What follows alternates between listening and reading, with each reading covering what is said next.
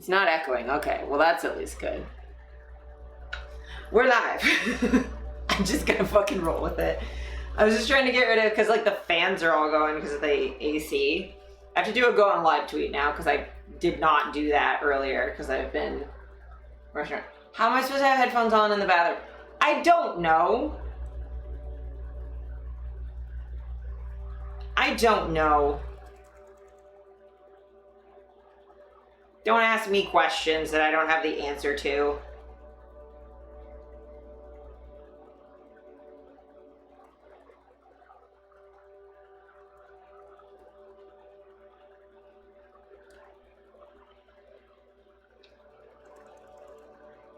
Silly stuff. How's it going, everybody? I hope everyone's good. Oh, hell yeah, Scamma. Sold off my old car today. Feels great to have the hunk of shit gone. Hell yeah. I'm glad you have that, like, massive weight off of your, well, I would say shoulders, but hopefully you weren't actually carrying it. That would be the worst.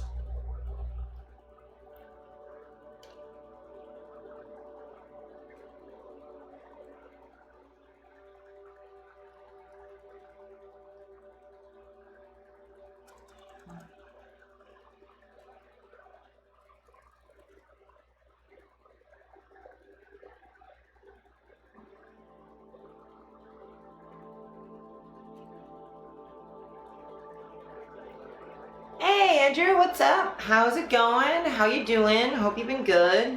Just trying to get my going live tweet out because I forgot to do that because I'm professional at everything I do always. I don't know why you would say otherwise. I'm super, super professional.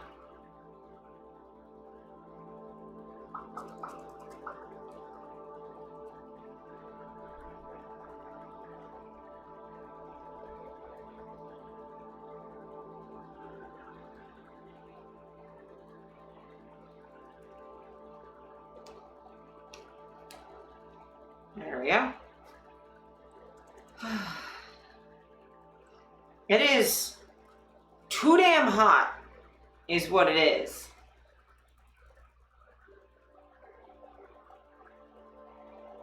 Too dang hot. I wish it was less hot. Like, just in every way, less hot. You're alright? Hell yeah. I'm doing good. I'm just like, again, I'm way too warm. I need it to be less warm in every possible way. Okay, that's done. I don't need to worry about that anymore. I'm doing good. I've been super busy. Had 3 shoots in the last week, which is like too many, let me just say. Start by saying that's too many things to do in a week. I had a shoot that came out on Monday. Was like a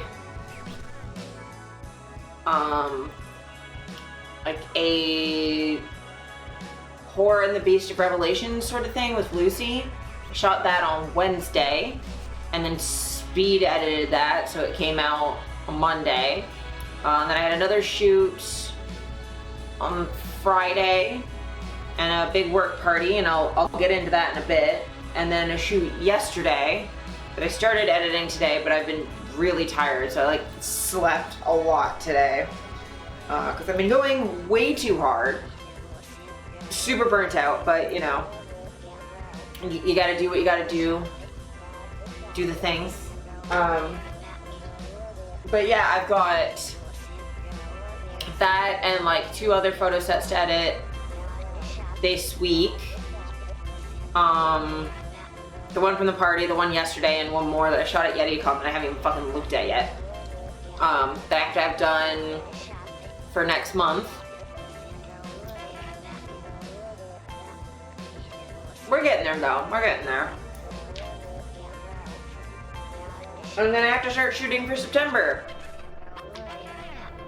But it's like objectively too hot outside. So like my shoot yesterday, I was like melting, which is why I'm so tired today.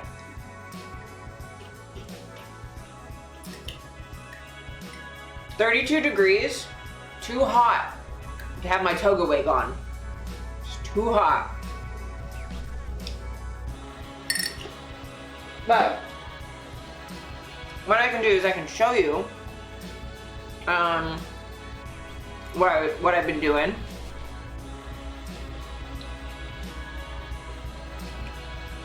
So I might be able to show you the stuff I did on let me see, the stuff I did on Wednesday. I might be able to show you. We will see. Oh, I could probably show you like a behind the scenes photo, because that'll be safe. It is a difficult thing to navigate, like what I can show and what I can't. Because my job, it do be weird. My job be weird sometimes. Where in the hell? That's where I put it.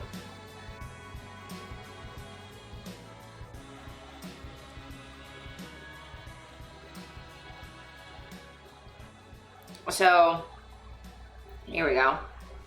This is what I was shooting on, or at least this is the look I was shooting on Wednesday. It's this sort of a thing. So the idea was supposed to be like a, like I was the Beast from Revelations, hence the like leopard print jacket and the like way too many horns on my head. And then Lucy was like the Whore of Babylon. We did some like boudoir stuff together. Thank you. I literally is like an idea that just like popped in my head, like randomly one day. And I'm like, sure, let's do that. And it turned out a lot better than I thought it was going to. Cause like quite genuinely, like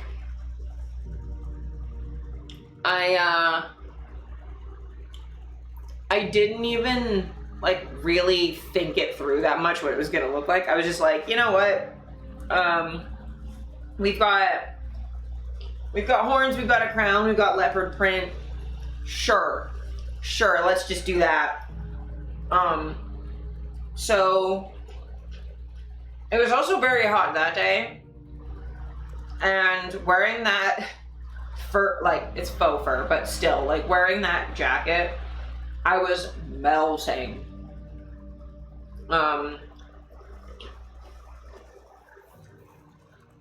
And I had a good time though. That was shot with Tayden from Gloom, and she did all of the color grading that night, and then I edited the entire, like I had to go through and do all the spot healing and all the like cropping and all that stuff on Thursday, and then streamed, and then had to resize everything and send it off to Lucy Friday morning before a party. So my Friday was like the most intense thing of all time. Like you would not understand. I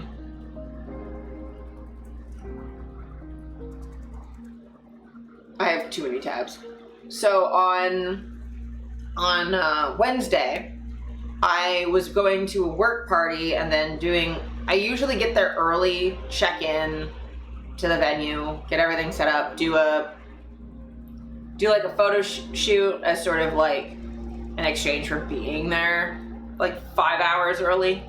And then like sort of help set stuff up, Steph shoots me and then does photo shoots for other people. So I usually help out with that as well. This time around, I believe my idea was there's this room in the venue that's like super blue. It's got mirrors everywhere. And I was like, ooh, I should do like something cosmic horror, like Lovecraft. I'm sorry if you can hear that, but my landlord and everyone in my neighborhood is like mowing their lawn exactly right now. But I was like, okay, yeah, we'll do like Lovecraftian cosmic horror sort of thing. So I have like a boxer sports bra set that Lucy got me that's like all space themed. And I was like, okay, I'll do that. And then, because, you know, cosmic horror. And then I was like, Lovecraft, just throw a tentacle in there. Because, you know, the tentacle I'm not showing on stream. But, that's kind of the outfit. I haven't edited any of these yet. This is just a selfie. But I've like gone through all the photos and done my selections and stuff, and they look really fucking sick. I'm super proud of a bunch of them. I even tried some like really difficult poses that I am paying for. Still, my thighs are killing me. I was doing like some weird kneeling back bend stuff. Are those all tabs? Yes. Shh. They're tabs for y'all. And then like my like stream cap, don't worry about it. We're getting through a bunch of those, and if we don't, I'll just close a bunch of them. There's a bunch of like cat videos and stuff. Don't worry about it. Don't worry about it. I just opened a lot of these. Or like those Twitch tabs, those are like clips from last stream that I'm uploading to like TikTok at some point. Just don't worry about it. I'm sure my laptop won't explode today. Also, let me see, can I zoom in on, I wish I had a cat. I also wish I had a cat. I cannot have a cat because Steph is allergic to cats and Victoria is traumatized by cats. I do like this hat though.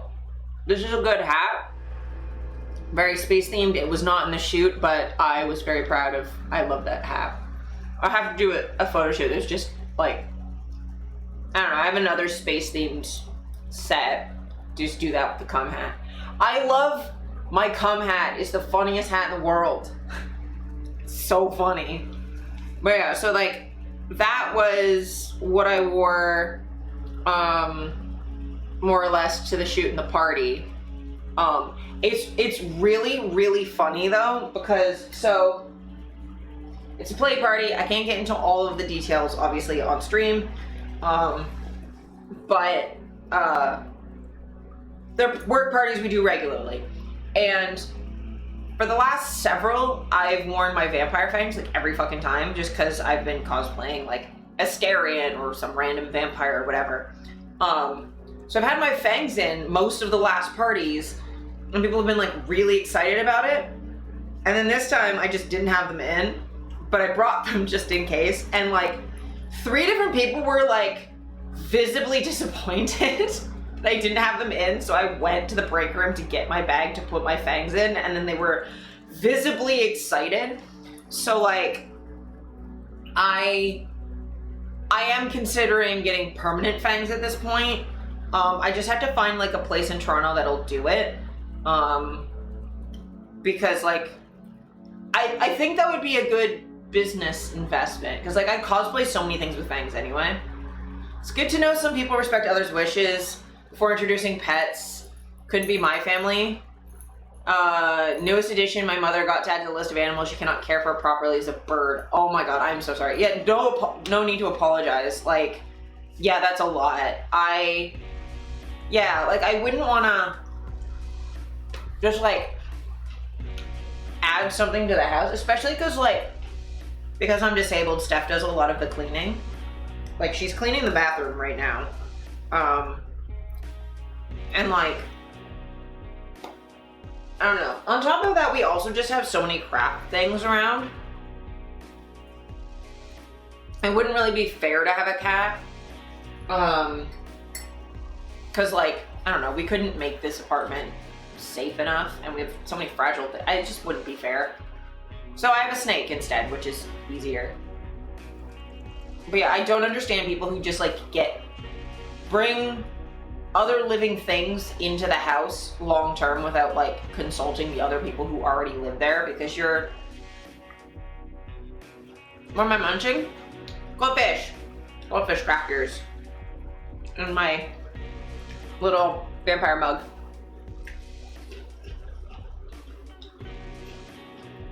I may have forgotten to eat lunch, so I'm having goldfish crackers.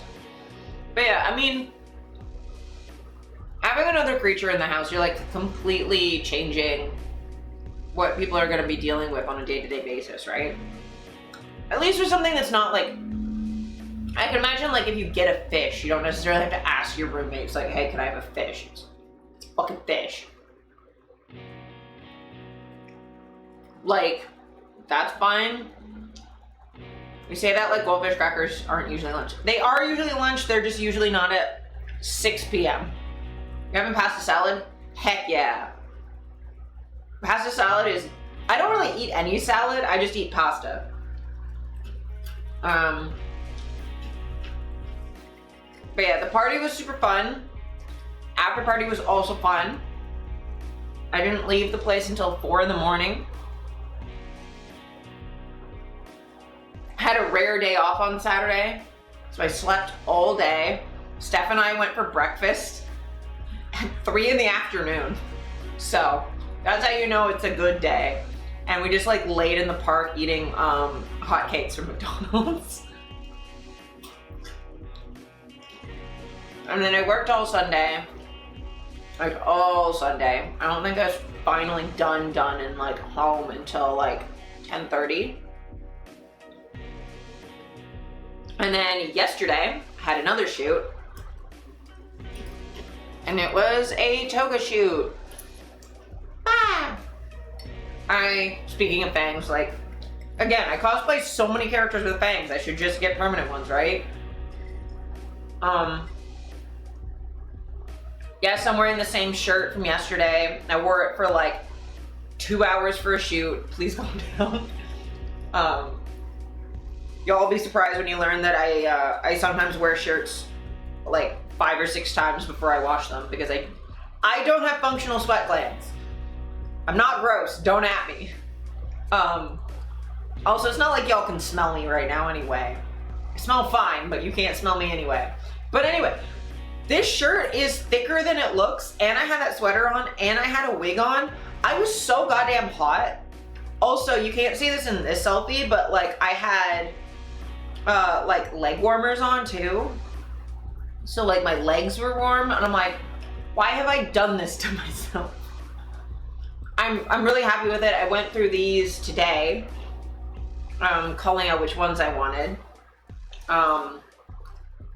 So we did a bunch in a bunch of alleys, and I also did some in the park. Just a couple of photos of me licking ice cream, because, you know, I was hot, you know? When you're hot, lick ice cream. You know how it is. So I did this, and I think this other selfie you can see. Yeah, we found a Godzilla graffiti, and I had to Wojak face at it. You know how it be. Found Godzilla. And Steph did a really good job making this mask, let me just say. We finished that, like, I think Sunday morning. Made sure I could breathe in it. And this is it, removable. It has a way to attach, but I have to take my wig off to do that, so. Whoa, that's not what I wanted. That's what I wanted. But yeah, you can see like leg warmers, thick skirt, thicker t-shirt. I had a sweater on. And like half of the shoot, I had this fucking mask on, so like my face was hot. It was a lot. You got good fits? Thank you.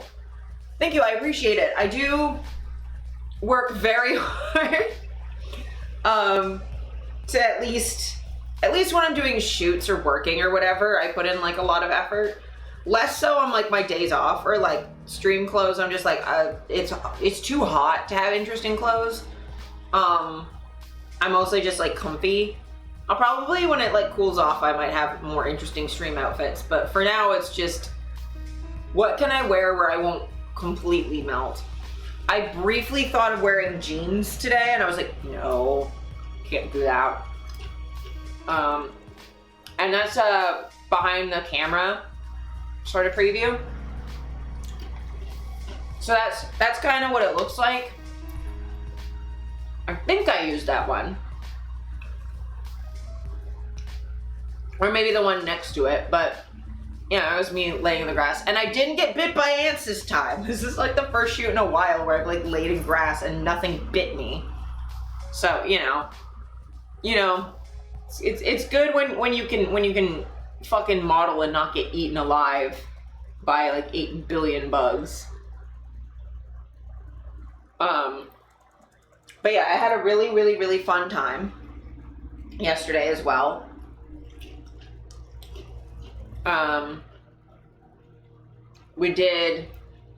There was some graffiti of a deer we shot next to too.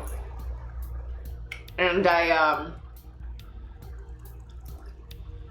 immediately, let me see if I can find the song.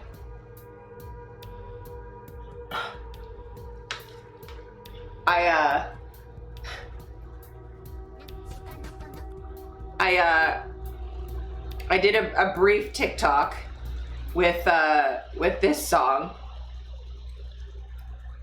Yes, this song. I'm not gonna play the whole thing, but like, I did a TikTok of this.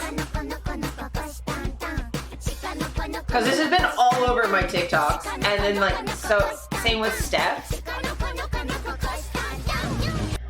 Like, Steph's been playing this all of the fucking time, and now it's stuck in my head, and then yesterday, because I did the TikToks, it's just been in my goddamn head, and I blame Steph for this entirely. Literally, where's the thing? It wasn't just me. No, after you showed it to me, you did this to me. Also, there's an hour-long version of like the shortened dance, like the easier dance. We did this one too.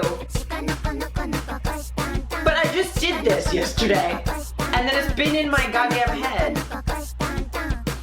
Hi, Witchwinds. Welcome in, welcome in. Hope you're doing okay. I'm sorry for this earworm. But yeah, I literally was like for a bit yesterday. I've never seen this anime. I'm probably never going to see this anime. But this has just been echoing in the emptiness of my brain since Steph first showed this to me. So when we saw like the deer graffiti yesterday, this just happened. So like, let me just quickly. We had me in the fucking, just next to a bunch of graffiti going like this was just me for like 2 whole minutes. Then I'm gonna edit it down. I'm not doing a whole fucking TikTok of just like me doing that for 2 minutes, but like legitimately, that was just a thing that I did yesterday, and I did like the full actual dance too. More difficult than it looks, to be honest. So yeah, that's a thing I did yesterday. I don't know why Steph inflicted this on me and then therefore everyone else, but yeah, it's infectious. It's an earworm. It's an earworm. Oh god, speaking of earworms, there's this one guy on TikTok that all of his songs get stuck in my head. Let me find it. Sorry for ads. I'm gonna munch a little bit until the ad break ends.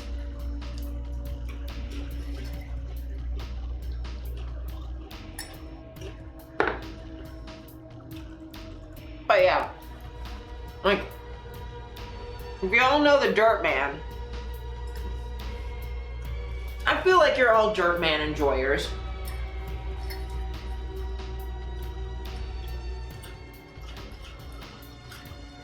I'm none.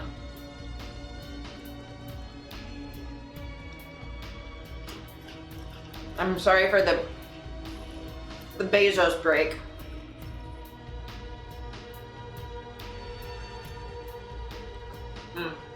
Well, it gives me a second to eat, at least.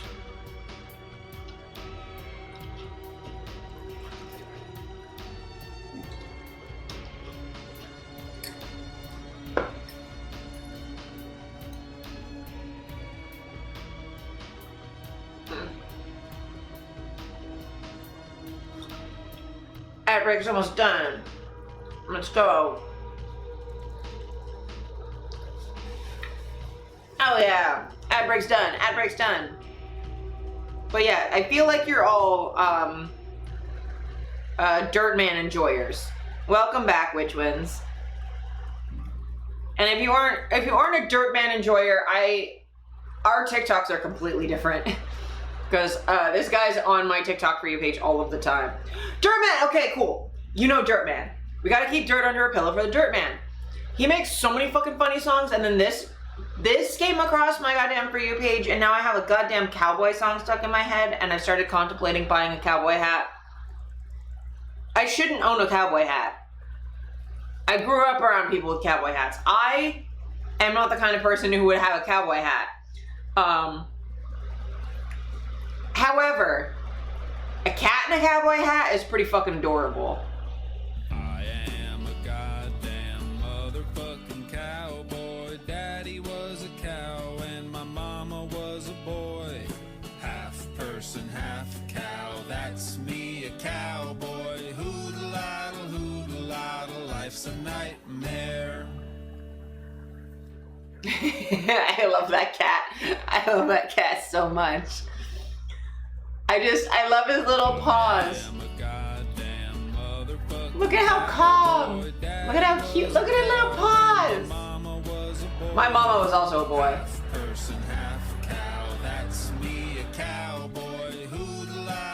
And life is also a nightmare, and that's what we have long lemons for.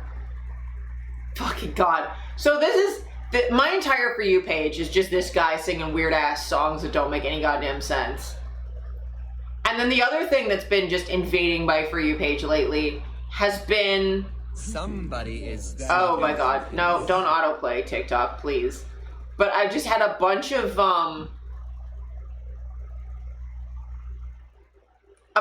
Deadpool shit. So like, I'm sure you're all aware of the Xbox controller thing tie-in to Deadpool. So this came on my For You page today. Somebody is smuggling pumpkins.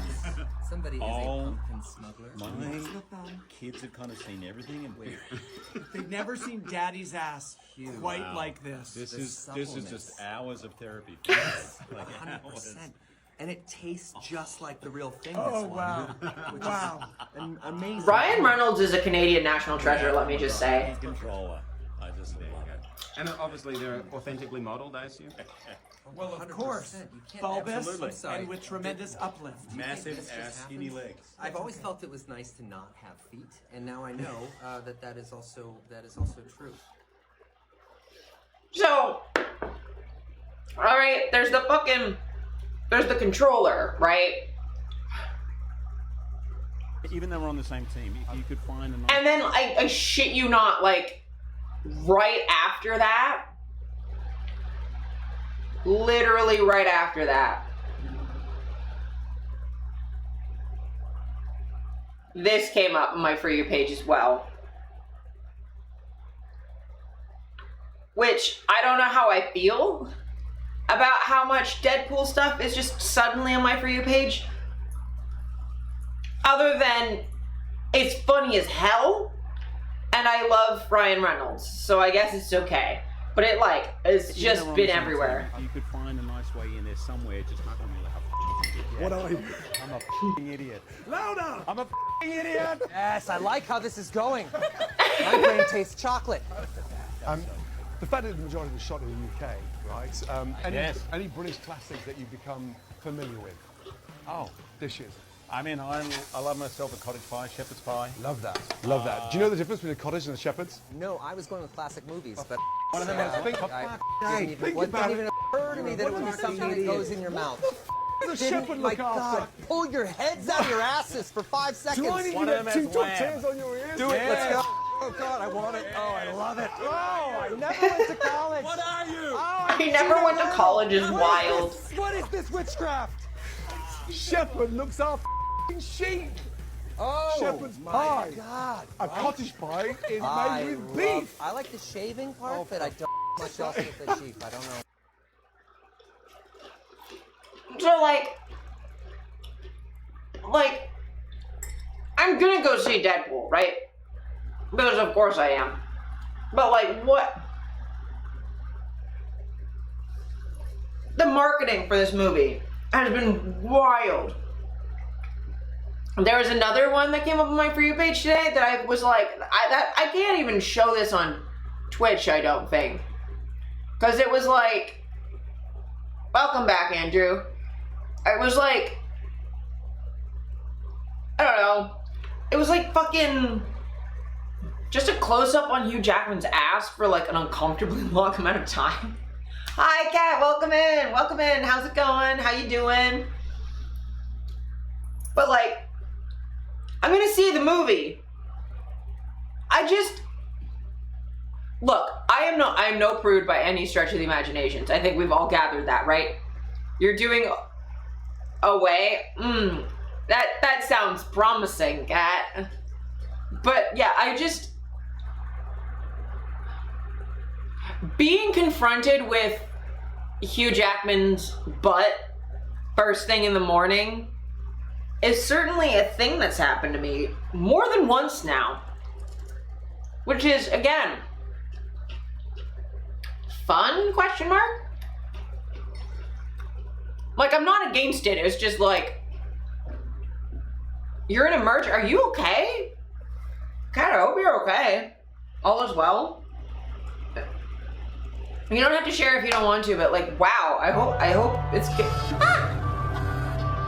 Thank you, Alice! Earth to Alice 95 just resubscribed for 23 months. / 23 months! Thank you for the 10, 23 fucking months. Hell yeah! Hell yeah! My nerve said it's time to vibrate my legs for hours? Vibration is normally a good sign, but not when it's lit. You know what I mean? Vibrating legs is sometimes a good sign, but like, not. I hope you're okay. I hope they stop vibrating. I hope they stop vibrating. I need to be stopped. I need to be stopped. God. I hope the hospital is helping at least with the vibrations. Never stop. Yeah, I hope they vibrate for better reasons next time. I am the worst. I am the worst. I am the worst. But like, you know, I do get good ratings sometimes, right? Like, we got this really nice rating last stream. How would you rate the stream, Satan? How would you rate the stream? Oh my god, that makes me feel so much better. It makes me feel so much better. Thank you for the feedback, Satan. I appreciate it. You're a fucking homie. Satan likes my jokes. You're the only one that meets my needs, as well as a $500 life-size Lucario plush. Thank you so much. We don't need to go into life-size Pokemon plushies. I appreciate it so much. Oh, just in case I didn't know what the symbols meant, you gave me words. I appreciate it. Look at all these Thank you glowing so much, reviews of this you're just stream and by proxy my humor. so much. My humor's so good. How would you rate the stream, Satan? How would you rate the stream? I apologize for absolutely nothing. I apologize for nothing ever. You chose to click here. Thank you for the love on my shirt. It's a Glimpse shirt. I think they still have this print, but that's the little the mascot for Glimpse is the rabbit. The rabbit. That's Vinegar. His name's Vinegar. There's like 60 of him because they keep breaking. But I apologize for nothing, and I've never done anything wrong ever. And how dare you?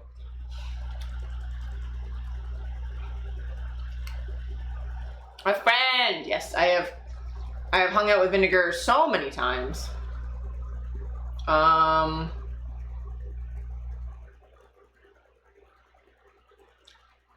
Ooh, I forgot I had this open, but this is another party selfie. Another party selfie. Look at it. Look at it. Look at it. Fucking boxers fit so good. They're also very comfortable. But yeah, Lucy got these from me from Naughty. So like, hell yeah for companies that make like plus size friendly fucking clothes. And those are great because they come down really far, so they're really good for the old chub rub. For those of us with like thick thighs, they don't like fucking roll up. I know they're hiked up in that photo, but that's because I did that on purpose. Because it was hot. And definitely no other reason, alright? No other reason. Let's look at cute animals, okay? We're gonna stop thinking about my butt and we're gonna look at cute animals because that's what we do here on the Hellcat stream. We're gonna look at cute animals. This is also from a YouTuber I used to watch all of the time. Oh, your wings are dry, my love. Look at the moth! Look at the moth! Oh, don't fall. Oh dear, okay. Okay. We're just gonna chill here, I guess. Look at the baby! Look at the little moth! I fucking love moths. Not the fucking ones that keep eating my clothes, though. These ones. I like moths. I just wish they'd stop eating my shit. Clothes moths are much less fun than other moths. And then another animal rescue. Let's look at more animals getting rescued by humans.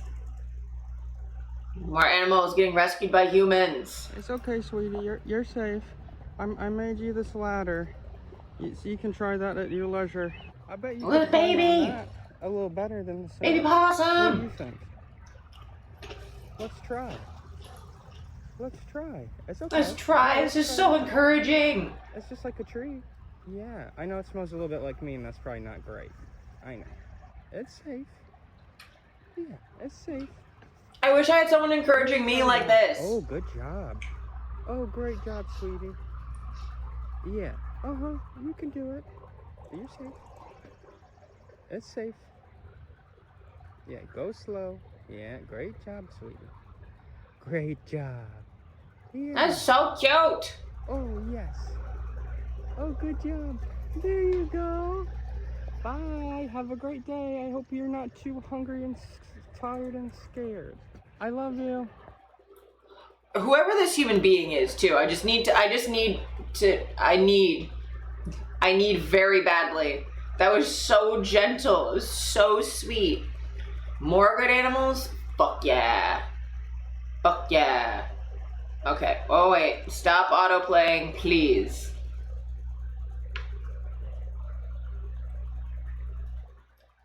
Beef with the fence post. All right. Let's look at the beef with the fence post. Beef with the fence post explained. 2 years ago, the goat found the electric fence while grazing too close to this post. It was the first time it clicked for him. The fence hurt the goat. Aww. Khan's job is to protect his goats. He will react to the sounds of their distress and protect them from whatever hurt them. He's mad at the fence!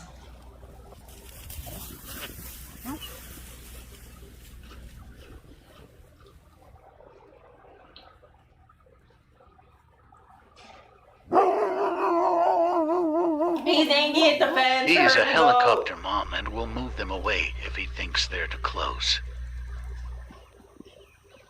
Since then, he just kind of randomly yells at the post that started it all. He's angry at a fence. I'm so cute. You know that? I'm so cute. Khan's beef with the fence post explained. He's angry at a fence. Fucking the reply. Dog literally like, fuck you, fence. You wanna hurt my little buddy? Why don't you pick on someone your own size? Fucking let's go. Let's go, post. Fucking, I can take you, post. How dare the post be mean? Exactly. Fuck you, post. I was a very good dog and he is very good at his job. He's a very good boy. That's so good.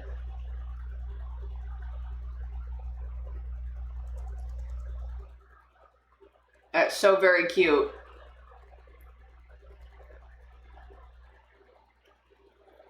You DM'd me a hospital band with the best gender. Okay, let me look at it. Let me look at it. Let me look at it. Gender adult. That's hilarious. That is the gender that we all strive to have, is just adult. Other than it means that I have to like fucking, you know, pay for things. Ever. Let's one more aminal. One more aminal. Let's look at the aminal. There's the octopus. He and I are just getting to know each other. Look at the octopus. This is a big deal if he reaches out to me. Look at him. That's a huge deal. This is very, very new. He's very shy. I want an octopus. Very gentle. He's just feeling me out here and checking me out. Look at his arms move all over my hands. He's just. I want an octopus.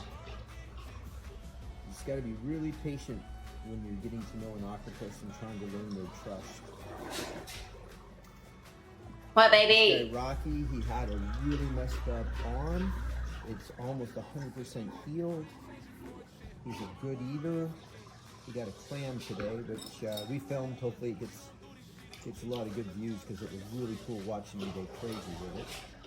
Oh, baby! He's just getting to know me. I also love octopodes. They are the best. They're so good. I've started getting a shit ton of like octopus videos on my For You page, and it is the best. It is actually the best.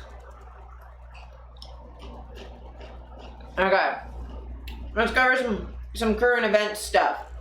I'm gonna start light and work our way up. All right. Let's start with some French politics, because this shit is fucking hilarious, alright? I saw this the other day, and I lost my goddamn mind.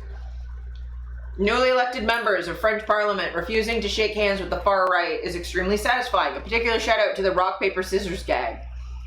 This shit is fucking hysterical. I don't know how to... Look at it. Look at them just being like, nope. Fucking sucks to suck, dude. Nope. Eat my ass. Far right sucks. That was so fucking good. I saw that one and I was like, oh my god. This is so funny.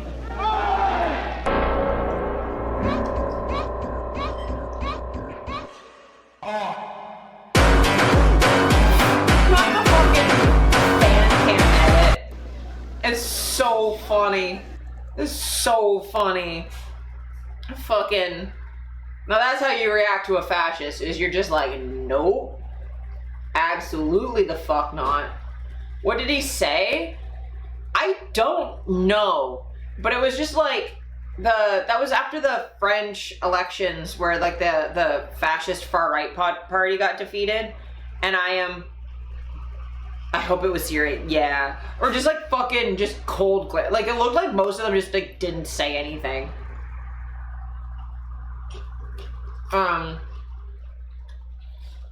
What else? Are we gonna cover anything?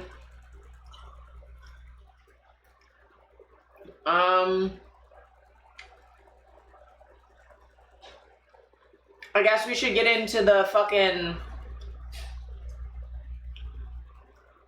the recentest news, which is the news about Biden dropping out, and I believe Kamala Harris has now officially replaced him or most of the people have like endorsed her, and I think she has enough delegates to replace him now. Hello! Hello. I returned again for another Infinidagger adventure.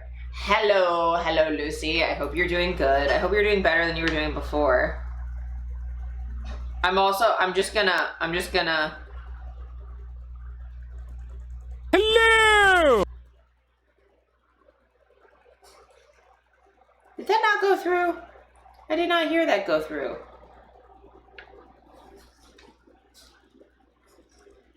Am I...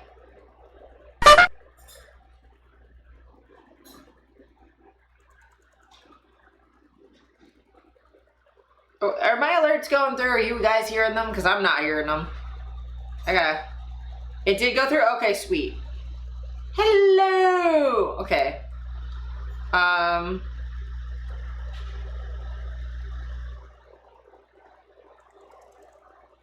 I don't know why I'm not hearing them. That's very odd.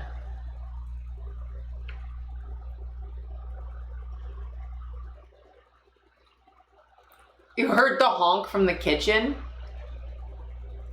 So you didn't hear the dude? I did not. Let me see if I can.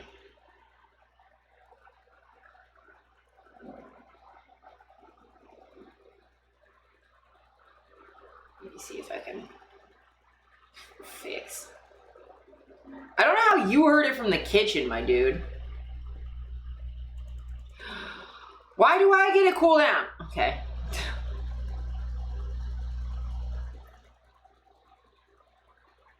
If the mic is picking up our landlord drilling a hole in the brick wall of our building, sorry. Yeah. If. Okay, now I can hear stuff. I had to turn fucking monitoring back on so that it would play on my end. I don't know why it... Whatever. You heard the meow? Okay, good. Now it's working. Okay, I will replay the dupe.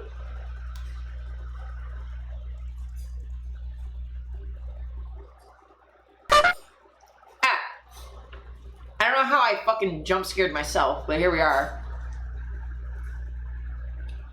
It's not even delayed by that much. What's wrong with me? Anyway. Welcome in, Lucy. I was just about to cover the Kamala Harris situation. Dude, motherfucker, yes! So, I'm not gonna try and cover, I don't know. I don't have enough knowledge to be able to say what this means for the election, or whether Biden dropping out was a good thing, or whatever. I will say, him dropping out after his third COVID infection doesn't really surprise me.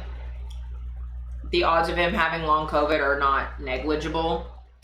I believe StatsCan says that like long COVID risk is like 40%. I honestly don't know what's happening with the situation. Yeah, like I don't know enough to like really say anything about like what this means. There's too much COVID, that is true. I will say, Biden dropping out because of his third infection with a pandemic that he claimed to have defeated during a massive wave of COVID. kind of funny. Like, I wouldn't wish long COVID on anybody, but also, like, and it's kind of, if it's anybody's fault, it's his fault. And he could have taken precautions and he didn't. So, like, I will say, for anyone that hasn't been masking lately, best time to start masking again is right now.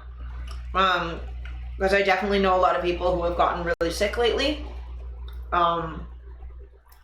I think I'm one of the only people I know who hasn't had COVID ever.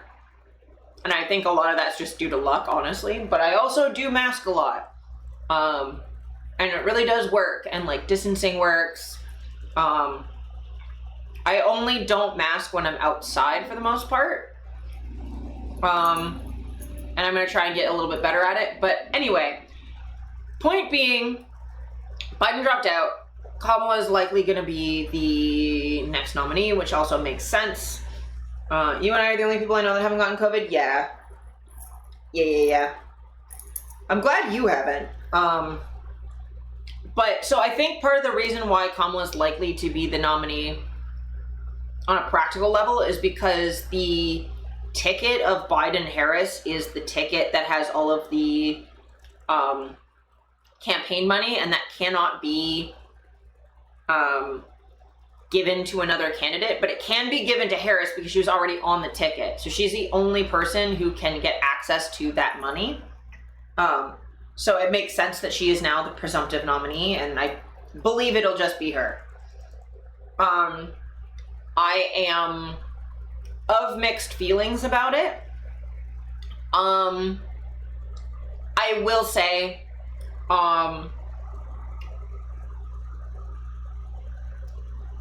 better almost literally anyone but Trump and JD Vance, because JD Vance is terrifying, and Trump is Trump, right? So, like, they could have nominated almost anybody and I still would be like, yeah, that's still a better option than Project 2025 and all that jazz, right? Right. So we're all on the same page. I'm criticizing from this is for us to fight her on later. We need to get her elected so we can fight her on some stuff rather than having to deal with all of the shit that is, like, Project 2025 and Trump and fascism, right? Okay, that baseline down. As a sex worker, Kamala Harris is a problem. I'm gonna put the music back on just because the quiet is bothering me. Kamala Harris is not great for the sex work community. She has blood on her hands, quite literally. On my trip, I saw someone with a shirt of the moment Trump was holding his arm up after he got shot. Like, the shit is moving fast. It is. It really is. And, like, I will say, Biden's dropping out and then Kamala, that news kind of pushed the shooting and the RNC convention out of the news, which was good. I kind of diverted the news back to the Democrats, which is good strategically. Also, I believe the most money ever raised in a single 24-hour period in any election ever was raised when Kamala was endorsed by Biden. That, like, there's a whole, I think it was like $100 million is raised. Just also very, very good that people are rallying behind her so quickly. I say, right after I said that she has blood on her hands with the sex work community, I still thought he should have just come out as bisexual. Yeah. But oh, there's ads. I will give it a sec. But yeah, I'm just,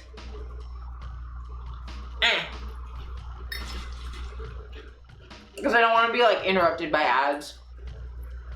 Because I have something, like, kind of important to say about this. And it's, A take I don't think you'll hear anywhere else on Twitch, honestly, because I don't know how many open sex workers talk about this sort of stuff on stream. Which is fair, not everyone can.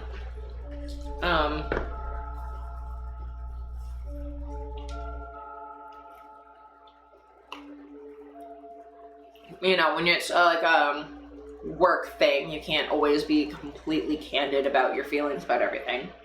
Totally understand. But I can and will, and even if it hurts me financially, I don't really care. Fucking ads, Jesus. Bezos interrupting me is horrorphobic. I don't know why I'm like this.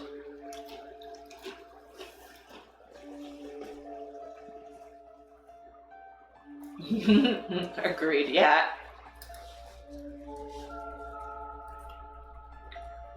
Okay, ads are done. I'm now gonna get into my rant.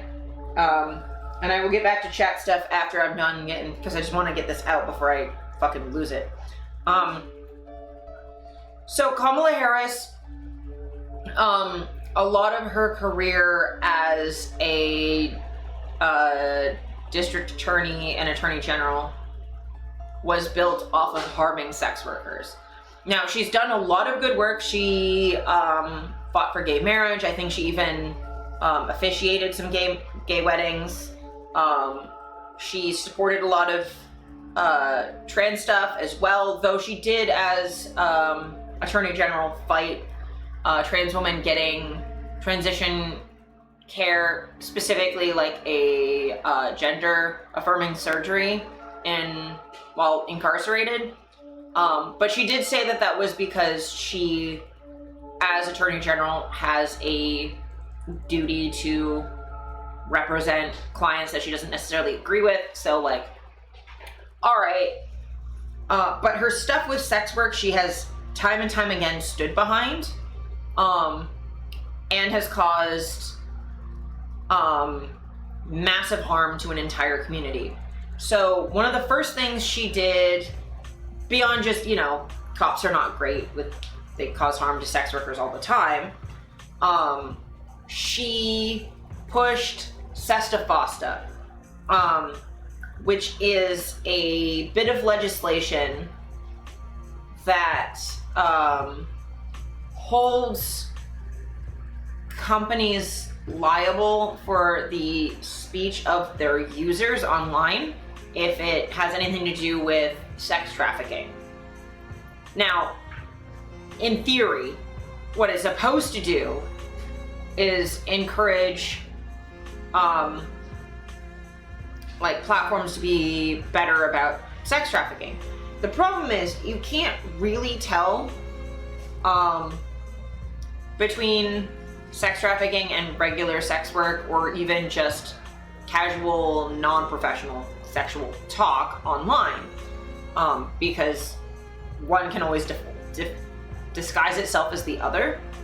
And the point of like Section 230, which Sesta Fosta is a kind of neuters that, kind of nerfs it a little bit.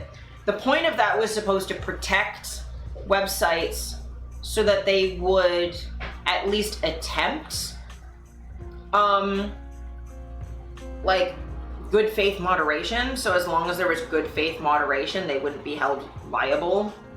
And it does work. Like, there's a certain amount of like certain websites don't take things as seriously as they should. I've definitely seen and reported things on Twitter that absolutely should not be on the internet. But adult websites are always held to a way higher standard, which is ridiculous. Anyway, so she supported that, and that had mass censorship effects on online sex workers and in-person sex workers who advertise online. A lot of us have been pushed off the internet.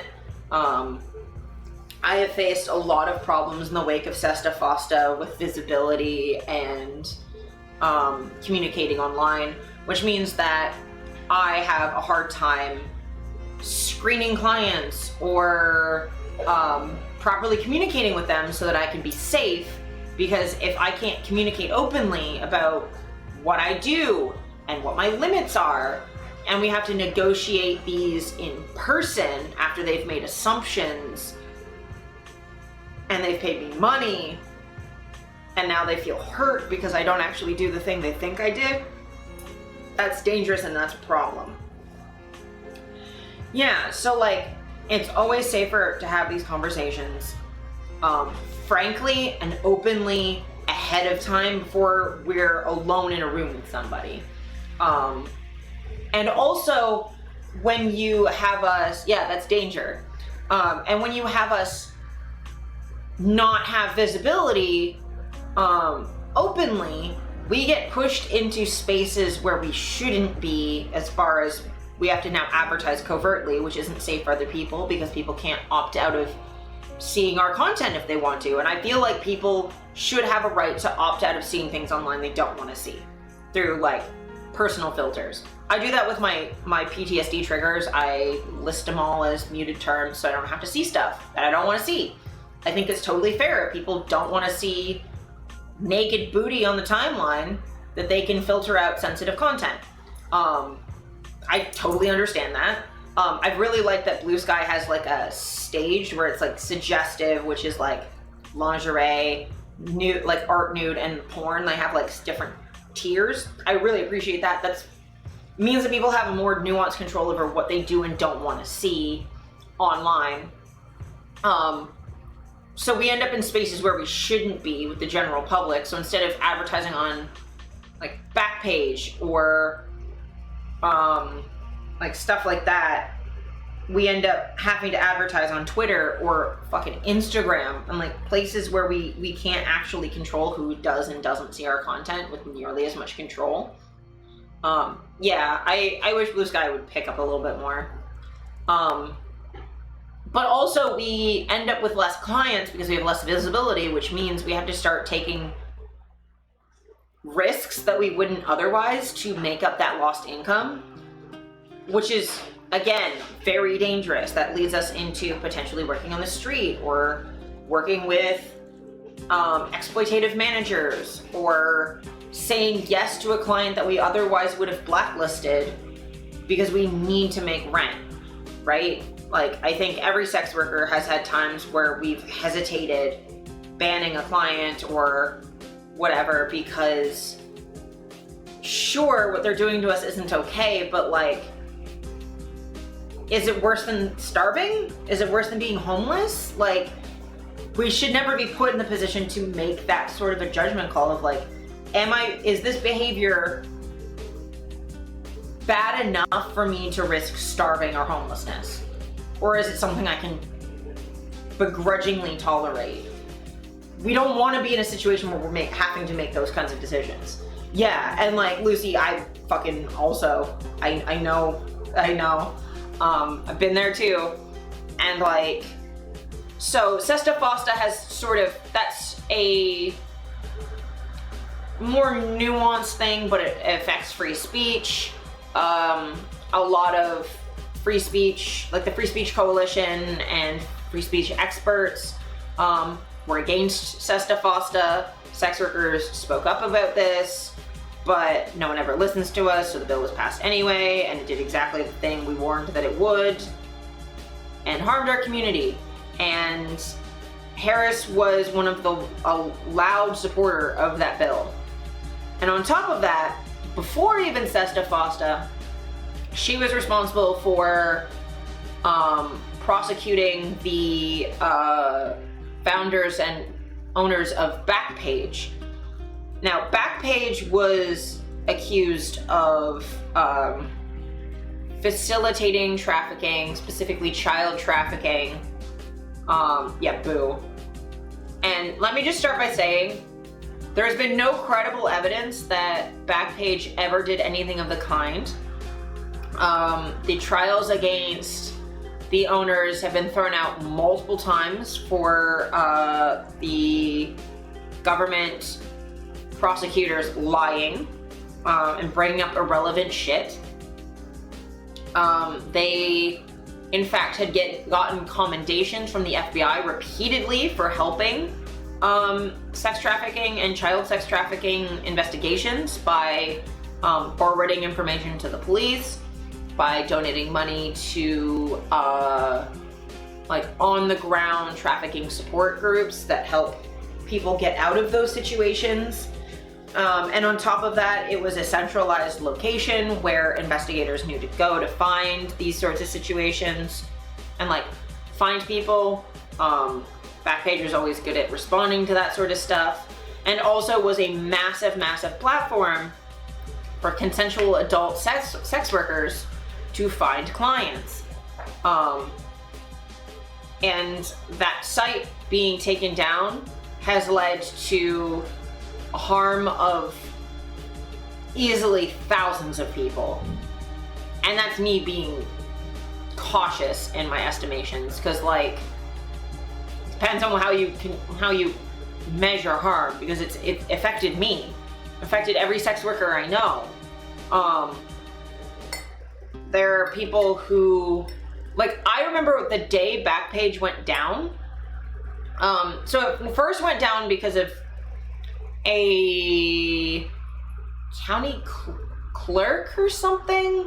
Anyway, it gotten its credit card. The credit card companies got pressured to stop working with Backpage, and then they switched to Bitcoin. And then the using of Bitcoin was used as evidence that they were shady. And it's like, guys, you did this. But I remember when Backpage went down, that very day, when the like FBI notice or whatever was up on the front page, immediately, and I'm not, this is not just hearsay, I got DMs on my Twitter from actual pimps, actual exploitative third parties, reaching out to people saying, hey, I know Backpage is down, but I know how to find you clients. Like, if you need clients, I can find them for you. And like, I know tons of people who had that day and over the next couple weeks. Same thing happened during COVID lockdowns, where there were abusive people reaching out to sex workers saying like, oh, I can help you during COVID. So like, this isn't even theory, this is like straight up cause and effect. I know that Backpage going down led to people being exploited. I know it led to people ending up on the street, both working on the street or having to sleep on the street. But like, I would bet money that people died because of that website going down, because it was their lifeline. That people didn't make rent, people didn't get food because of that. And Kamala Harris is directly responsible for that. She pushed for that. Now, do I think people should vote for Trump instead? No. Trump and Vance are going to be way worse for sex workers than Kamala was, or ever could be. However, this is something to keep in mind for why a lot of sex workers are going to feel some kind of a way about her being the nominee. And we already didn't feel great about her being the VP pick either. 4 years ago. We've had these feelings. Her being the president feels awful. And she's even come forward when people have asked her about her record with sex work. She's talked about, she'll say things like she's pro-decriminalization, but then when you ask her what she means, she's actually talking about, it's not even really legalization, it's backdoor criminalization. She talks about the Nordic model and prosecuting pimps and johns, or clients and third parties. And that harms sex workers. She is not an ally of any sex worker ever. I hate both of them, they both suck ass. Yes, but, you know, there are degrees, there's level of nuance there where, like, being shitty to sex workers is a bipartisan thing. Like, Bernie Sanders supported Sesta Fosta. like all of the progressives did too. South Park kind of said it best, is a douche against a turd. Sure, but at least the douche is soap. It's not great to have, I don't really want it in and around my body, but it's not gonna get me sick the way a turd will, you know? Kind of like, this analogy is going like way too far. But, like, I am not a fan of Kamala Harris. I will not be a fan of Kamala Harris. However, I'm also fully aware that there is not and could never be an electable representative on a national scale in any country that would actually represent how I feel about things. I am like a level of progressive that's beyond what people will elect, right? That's not, but at the very least, the Overton window has shifted just by virtue of her being a woman of color. And she is pro-trans rights, she's pro-queer rights, she's pro-choice. She is not the worst option, and it's very difficult to be in a position to look at someone who's caused so much harm directly to me and people I care about and go, but also be thankful that she's there. Like, you know, it's a very weird position to be in, where like it's not like Biden was like pro-sex work. I don't think he really even thought about it. It's the lesser of two evils. Yeah. And by enough of a margin that it's like weird. Because she's not even remotely comparable to JD Vance. She just isn't. I have so much pain because of her, and even I can recognize that she's not remotely close. She wouldn't want me barefoot and pregnant. Or dead. She just doesn't want me doing my job, which still sucks. But like, I feel at the very least that Kamala is someone that can be argued with. That she's someone we would fight her on sex work issues. But it's not like that's gonna be, as president, that's not really gonna be something she focuses on at all.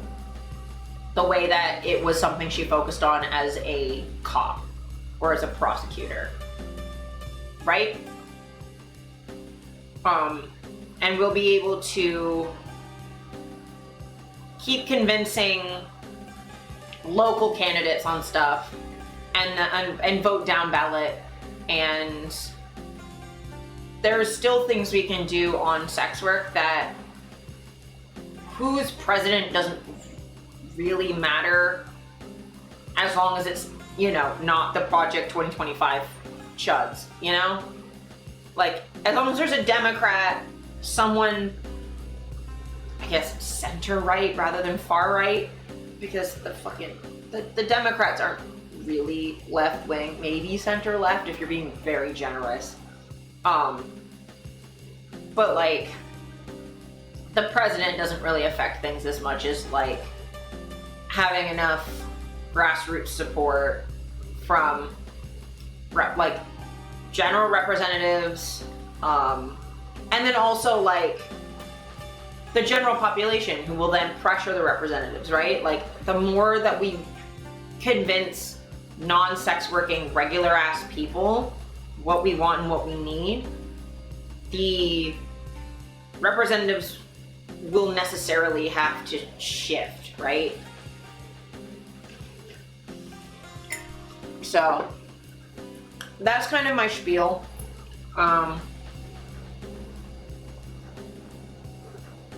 I have mixed feelings. I'm going to criticize her. I'm not going to act like criticizing her somehow means handing Trump the win. We all know I criticize the fucking far right way more than I do anything else. But I just wanted to be upfront with people who might not know that, like, Kamala's interesting history with sex work. And by interesting, I mean fucking disgusting. And why people might be a little cautious or not as enthusiastic as you might expect. I've also seen people being like, oh, you can't criticize her because she's a woman of color. Fuck that. I don't hold people of marginalized identities to a lesser standard of behavior. But I will be cautious to not criticize her in a way that's unfair, you know? That said, there is a really funny fucking memes. I don't know what the hell this coconut shit is. It's come up. I do not understand why this is taken off, but like there's fucking fan cams and shit, and I don't, like, what? Sometimes you gotta pop out and show niggas. Certified boogeyman, I'm the one that up to score with him. Walking down whole time, I know he got some hoe in him. Pull on him, extort shit, bully the flow on him. Say Drake, I hear you like I'm young. But this is funny. You better never go to cell block 1. To any bitch that talk to him and they in love. Like ACAB, but also sure this is funny. Little sister from him. They tell me Chubb's the only one that get your hand-me-downs. And party at the party playing with his nose now. And Baca got a weird case, why is he around? Certified lover boys, certified pedophiles. Wop, wop, wop, wop, wop. That fuck 'em up. Wop, wop, wop, wop, wop. I'ma do my stuff. Sometimes you gotta pop out and show niggas. This just as a dig on fucking Trump is fucking hilarious. I know he got some hoe in him. Just because, like, extort shit, bully the flow on him. Say Drake, this I hear bad. you like I'm young. You better not ever go to cell block 1. To any bitch that talk to him and they in love, just make sure you hide your little sister. This shit's fucking hilarious. Chubb's the only one that get your hand-me-downs. And party at the party playing with his nose now. And Baca got a weird case, why is he around? Certified lover boys, certified pedophiles. Wop, wop, wop, wop, wop. That fuck 'em up. This bit is fucking hilarious. I'ma do my stuff. Like, at least we get this out of it, you know? Like, she's shitty to sex workers, but she's not a pedophile, so she's got that going for her, which is nice.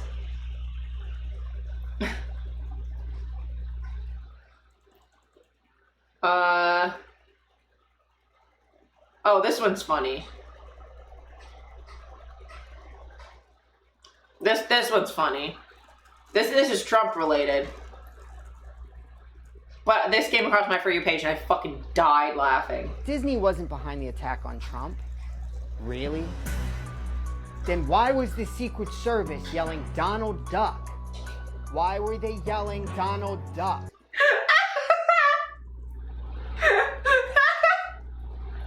Okay, I'm gonna roll that one back. Disney wasn't behind the attack on Trump. Oh my god. Really?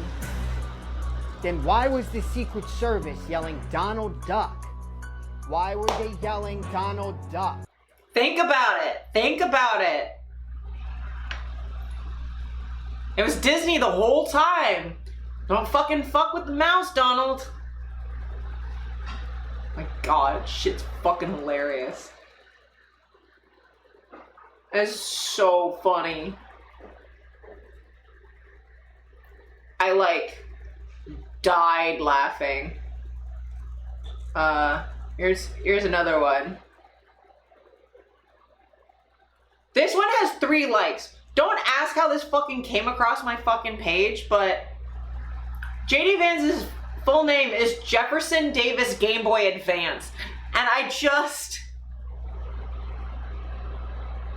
don't...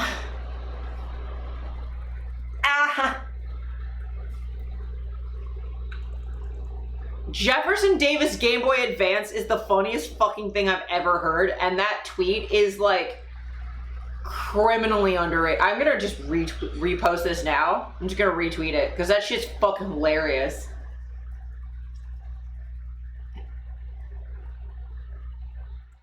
Also, speaking of Trump, you ever catch yourself thinking about this scene from Andor? The pace of oppression outstrips our ability to understand it, and that's the real trick of the Imperial thought machine. It's easier to hide behind 40 atrocities than a single incident.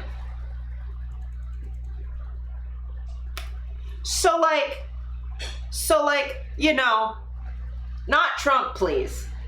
No more Trump. I'm done with with that. Big Charles Entertainment cheese energy. It is. I have to bring that up now.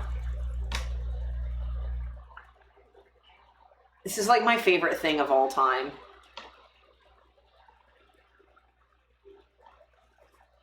I fear for those people. A powerful rat named Charles Entertainment Cheese.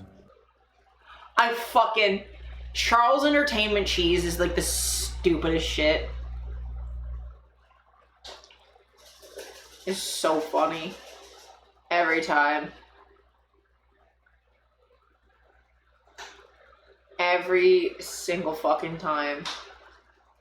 Though, speaking of Trump, we're gonna play this Hank Green thing because it's also something that I wanna talk about. Because Hank was talking about the shooting shit. Probably don't even know what to take right now.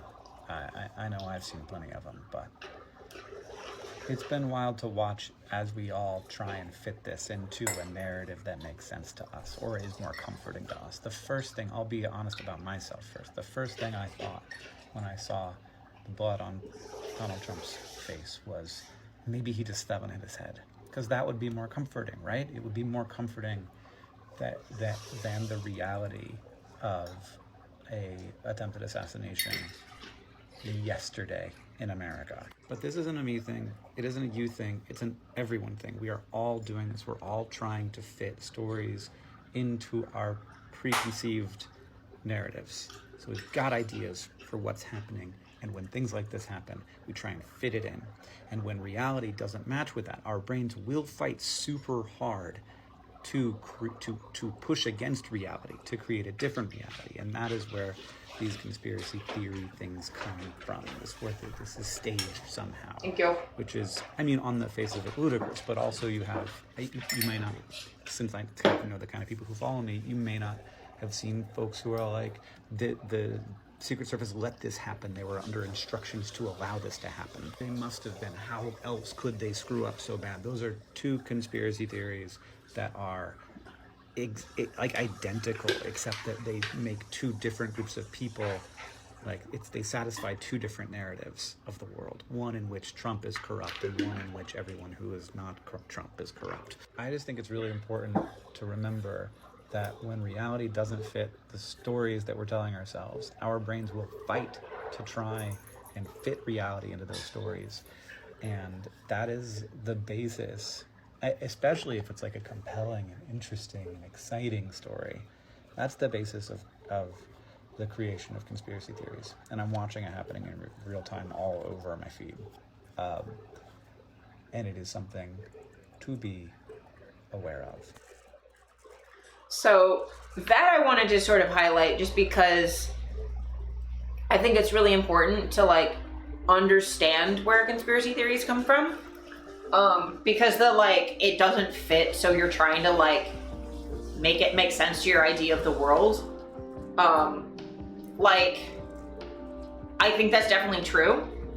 And I think that's why I never latched onto any conspiracy theories, because my concept of the world is that sometimes shit just happens. And also that I wasn't surprised that someone tried to shoot Trump, you know? It seemed like the most normal thing in the world to have happened. And then people sometimes are incompetent at their jobs, okay, that also makes sense. So my brain didn't go there, and I've also, because I'm a Satanist, I have a lot of experience on the other side of conspiracy theory, and also having to think critically about conspiracy theories and dig into them. So just be aware of when you're going oh, that doesn't make any sense. Let me come up with some convoluted way why it's this other thing instead. I know I ranted about burden of proof last time, but I find that's a really good lodestone to, yeah, I see the ads. But thanks, Steph. I just think it's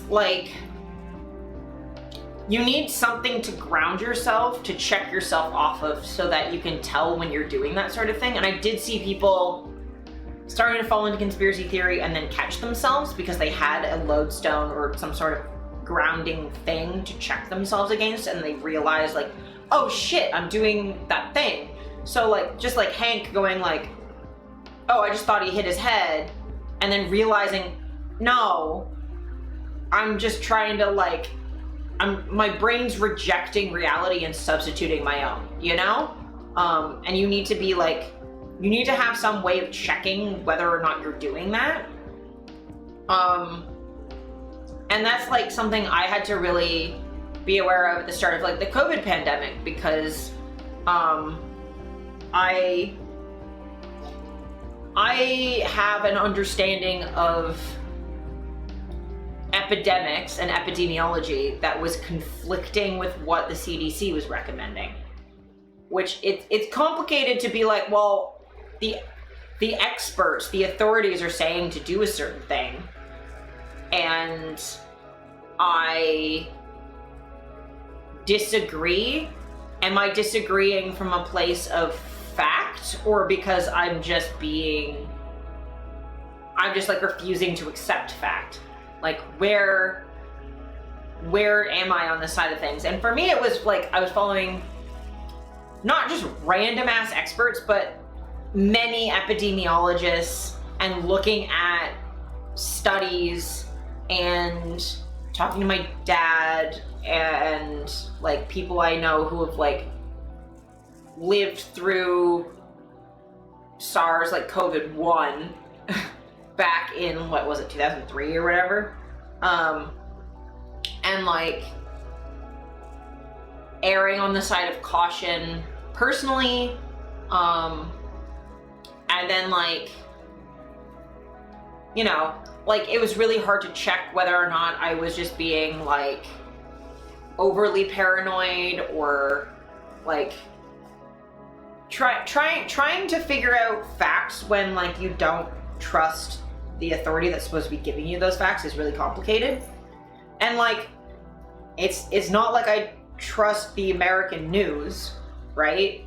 They say things that are verifiably wrong about sex workers and trans people all of the fucking time.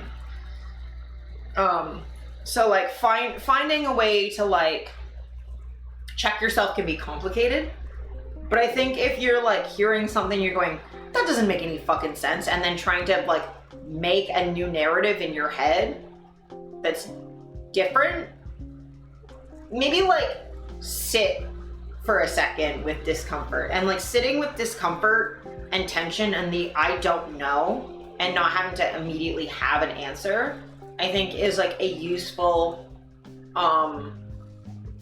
practice to be like, okay, I do not know the answer to this question, and instead of filling the gap with an assumption, I'm just gonna sit with I don't know being the answer, right? Like that's a thing that comes up in like the paranormal community all the time, where people will, instead of just going like, well, I don't know why that door closed on its own, I can't come up with a scientific explanation for it.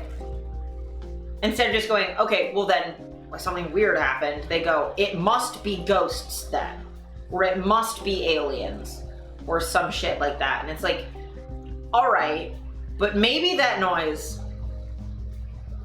was a fucking animal you've never heard before.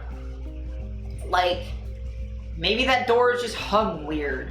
Like, there's definitely times where like, you know, you just don't know enough, and these are not controlled environments, right? Like, there's been a bunch of times where I've debunked paranormal stuff just by going like, oh, I know what this weird animal sound is that a lot of other people don't know because they're not from that area or whatever. Or like, oh, I have a door in my apartment that does the exact same thing, and I know why it's doing that because I've sat there and experimented with it. Versus like there have been times where like I've seen something and I'm like, I don't know why that's happening. And then someone's explained it to me and been like, oh, well, sometimes when cameras run for a really long time, they start doing weird shit. They just glitch because the sensor's burnt. So you can't record for too long before cameras start getting a little bit funky. especially in low light. It's like, all right, cool. That's now a thing that I know, right? So like, I just think like sitting in that uncomfortable space of not knowing is useful, because then when you're in these situations where things confront with your reality and your understanding of reality, you can sit with like, okay, I don't know what's correct, and I'm just gonna sit here and not have to answer it for a second. Because I find usually giving time means that you get more information, more clarity, less emotional, rather than right off the hop where you have the least amount of information to work from, you're the most freaked out and most confused, things are less reliable. So like, yeah, just like sitting for a second. And I just think it's really important to be aware of conspiracy theories and how they work, because they come up a lot, right? Like, there's a lot of anti-Semitic conspiracy theories, there's anti-trans conspiracy theories, like all of the stuff about like, oh, they're trying to like forcibly transition children or whatever. Those are conspiracy theories. That's what it is. It's that conservatives, their idea of a child being a fully realized human being that's just learning how to be in society, that doesn't comport with their understanding of like child as property, as moldable clay that you are creating into the person you want. So a child having their own understanding of their gender and their own identity and coming to their own expression of self doesn't comport with a lot of like really conservative views of children. So instead they have to figure out why this is happening. It must be someone's making them, right? Same thing happens with sex work. People go like, well, sex work to me would be degrading. Like having sex with like people I don't know all the time feels super degrading. It does not make sense in their mind that someone would do that voluntarily, so someone must be forcing you. And that's where you get these conspiracies that like all sex work is like trafficking, that all sex workers who believe that they're consenting just don't realize that they're not. Like that's where a lot of that shit comes from. And it's about trying to make all this stuff like make sense to their worldview, right? Instead of confronting the underlying assumptions and the underlying biases that don't match reality, instead they try and add a narrative to make the assumptions still fit. And you just gotta be careful of that, right? Steph made me dinner and I'm very happy.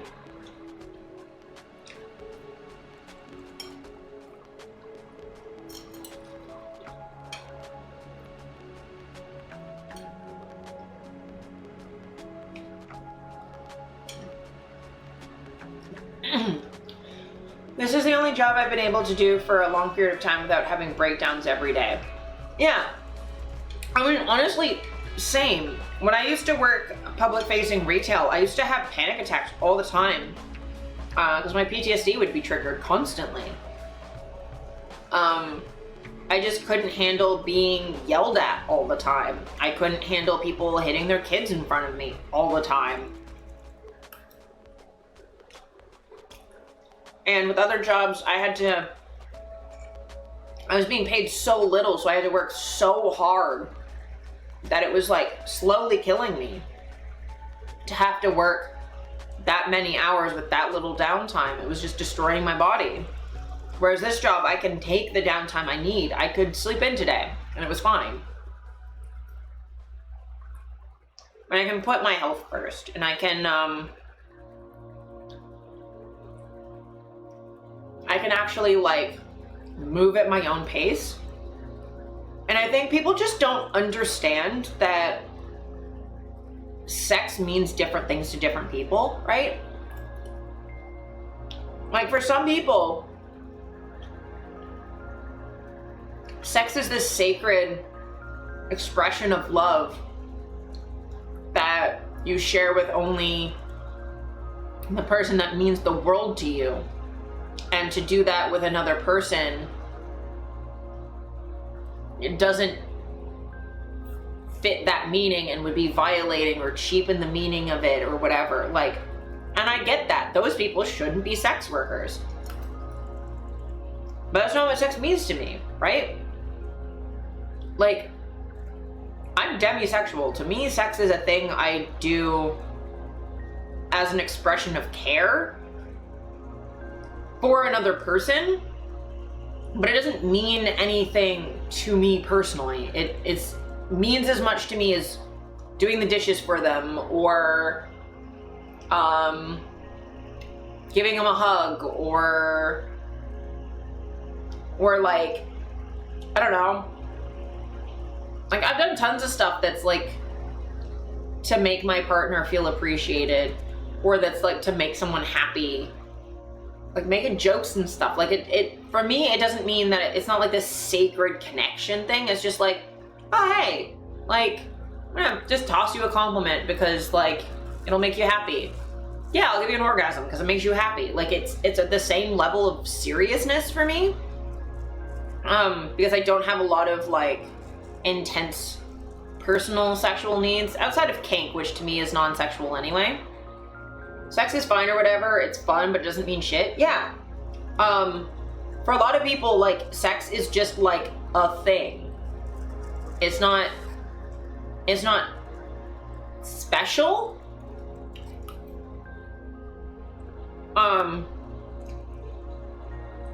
So to do it with people we don't know is not like profane or denigrating this like really important thing. It's just like, I don't know, like a good comparison would be like, is having meals together really important for you, where you feel like that is like mealtime is something you share with people you really care about, to where someone like, I don't know, doing what I'm doing, which is just like fucking, you know, being handed food and then just walking off and eating on their own would be weird, you know? Dinner's good, thanks, Steph. Or like, for some people, like they have a recurring date night every Thursday night, and that's this really important time that means the world to them that they spend with their partner, and they could not imagine doing anything else at that time because that time is special for them, right? Whereas for a lot of other people, Thursday is just Thursday and doesn't mean anything. And then just imagining everyone else needs to just understand that Thursday is date night and never schedule anything that night ever. Be like, oh, well, this band clearly is being forced to host their concert on a Thursday night because that's date night. That's the night that's important. Like, you're denigrating the importance of date night. It's like, well, no, because it isn't for them. For them, it's just another night. It doesn't mean anything. Yeah, things mean different things to everybody. Like,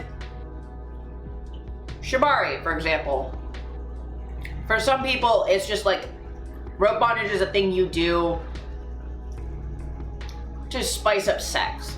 For me, it's not connected to sex at all. It can be, but like, it's not inherently. For me, shibari is an art form of communication. It's a super important, like, need of mine. I have a drive for rope in a way that is difficult to explain to people who aren't kinky. But like, it's completely non-sexual. It makes me feel calm. It's sort of like wearing a weighted blanket and stimming at the same time. It is psychologically important to me.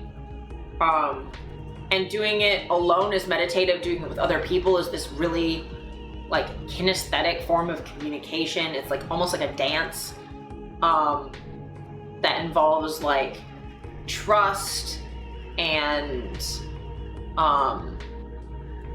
like, for me to let someone tie me like properly on a recurring basis means I trust them a lot, right? For me to have someone as a rope partner, and But rope doesn't mean that to most people, and I'm aware of that. Like, I don't think that people being tied up for TV shows are like degrading the importance of shibari, right? I realize just because rope is so important to me doesn't mean that anyone else fucking cares. I expect people I'm having a relationship with, a rope-related relationship with, to understand where I'm coming from with it. But nobody else. That would be ridiculous. Why would you need to understand that?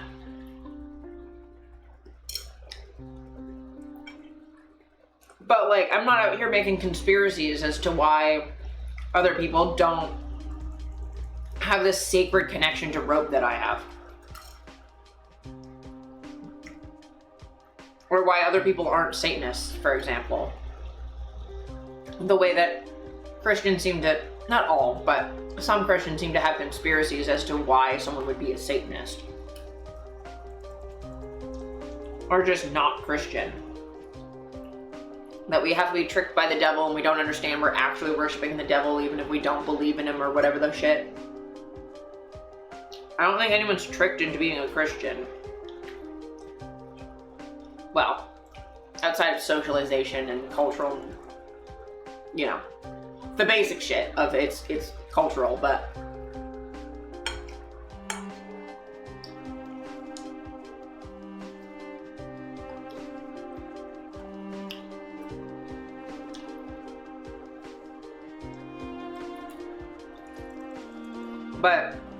yeah. Just don't do conspiracy theories. Don't be Joe Rogan. Don't act like the assassination attempt was fake or staged or whatever. It's real.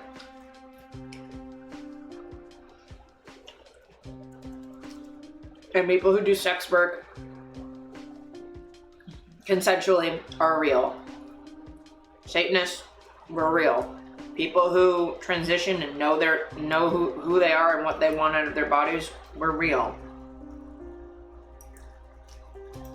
And if that doesn't make sense to your worldview, just kind of sit with that for a second.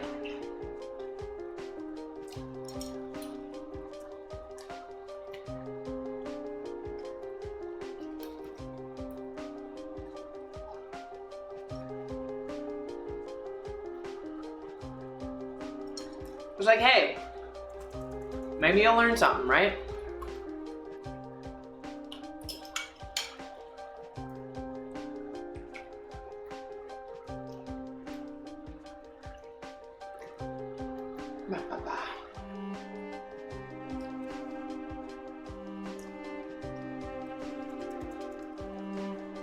Trying to see if there's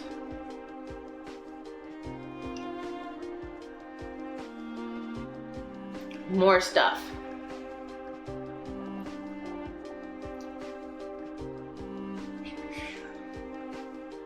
Oh, this one I saw is really funny.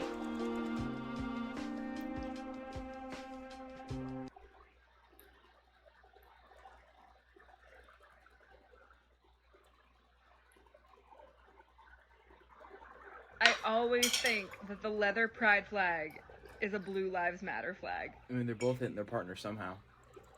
Am I allowed to say that? Jesus Christ. So, for anyone who doesn't know what the leather pride flag looks like,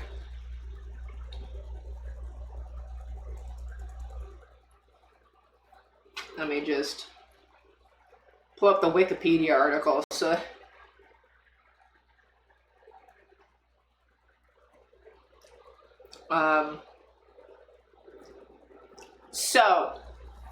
This is for the leather community and also kind of the BDSM community.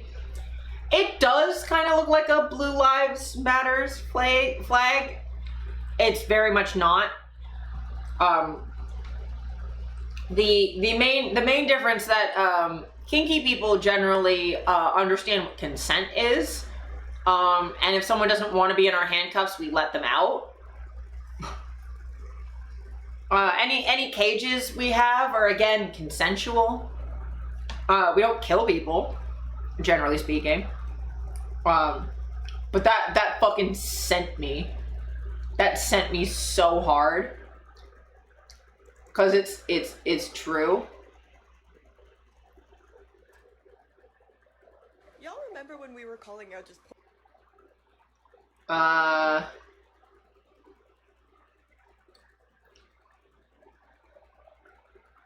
Lucy, I need you to see this one. Oh my god. TikTok, stop.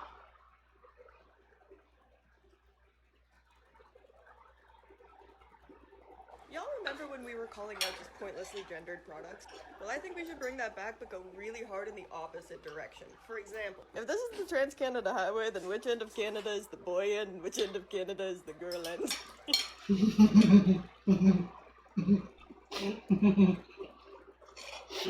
Which end of the Trans-Canada Highway is the girl end, and which end is the boy end is so funny. Opposite direction. For example, if this is the Trans-Canada Highway, then which end of Canada is the boy end, and which end of Canada is the girl end?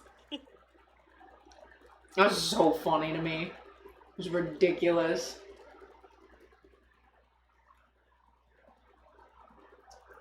It's so silly.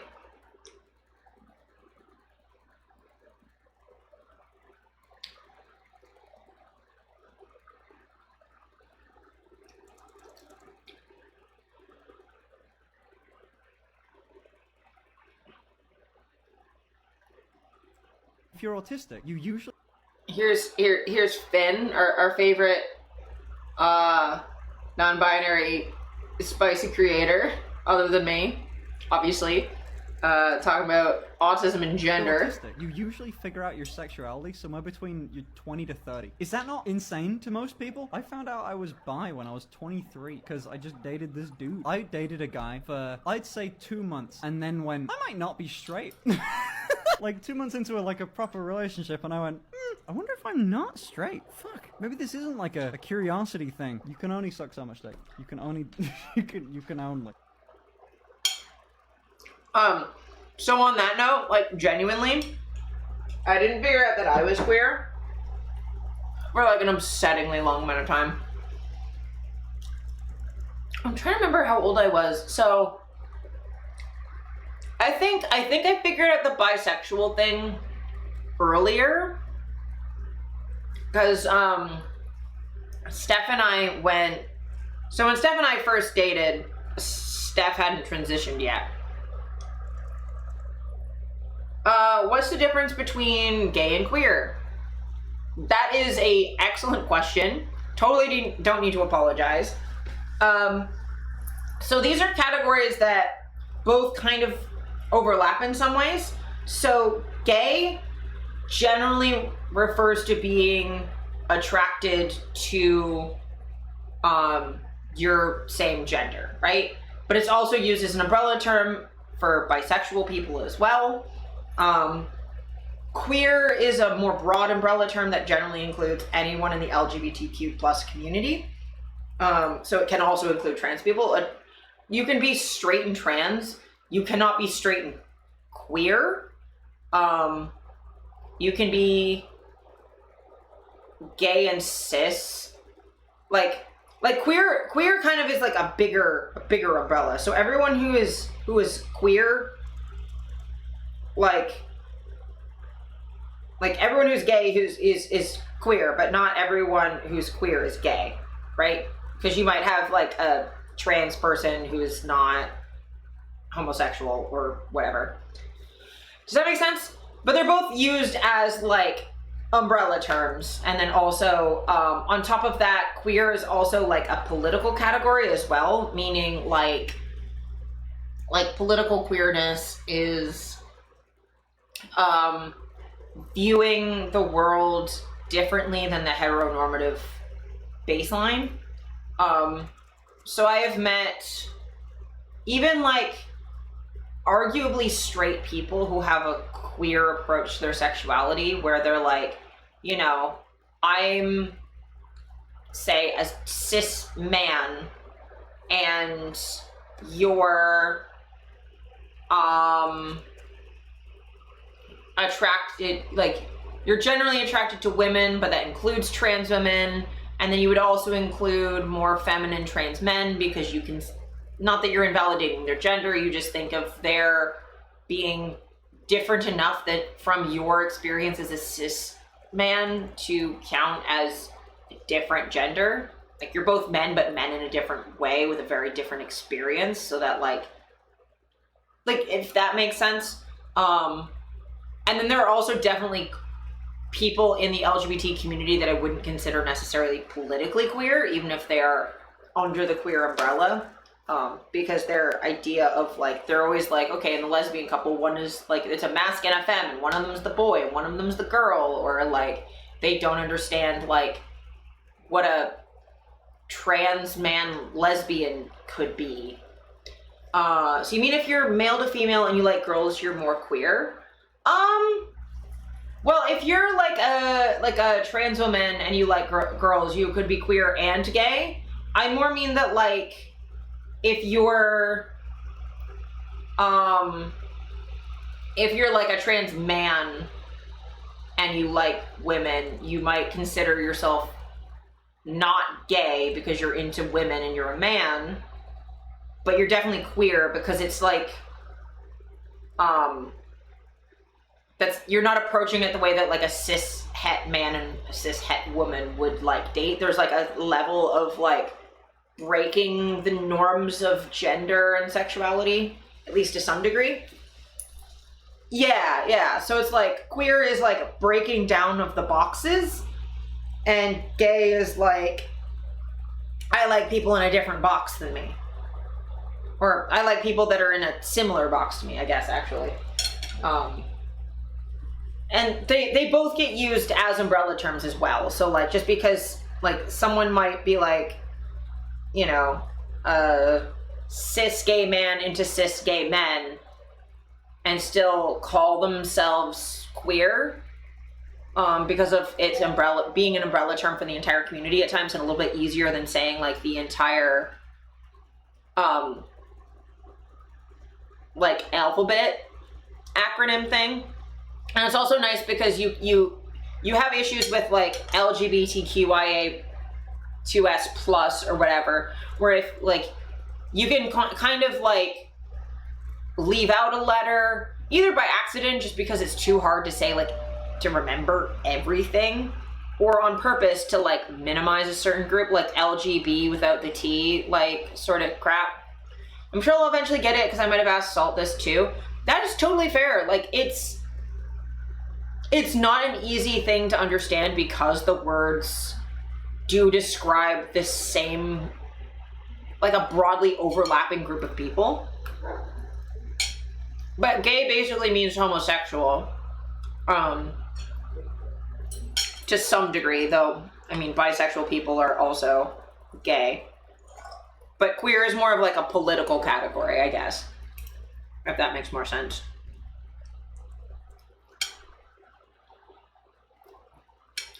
Queer to me is more political in a sense. I consider myself queer. I like everyone regardless of gender, and I see myself as non-binary. I don't see myself as gay because I don't just like girls.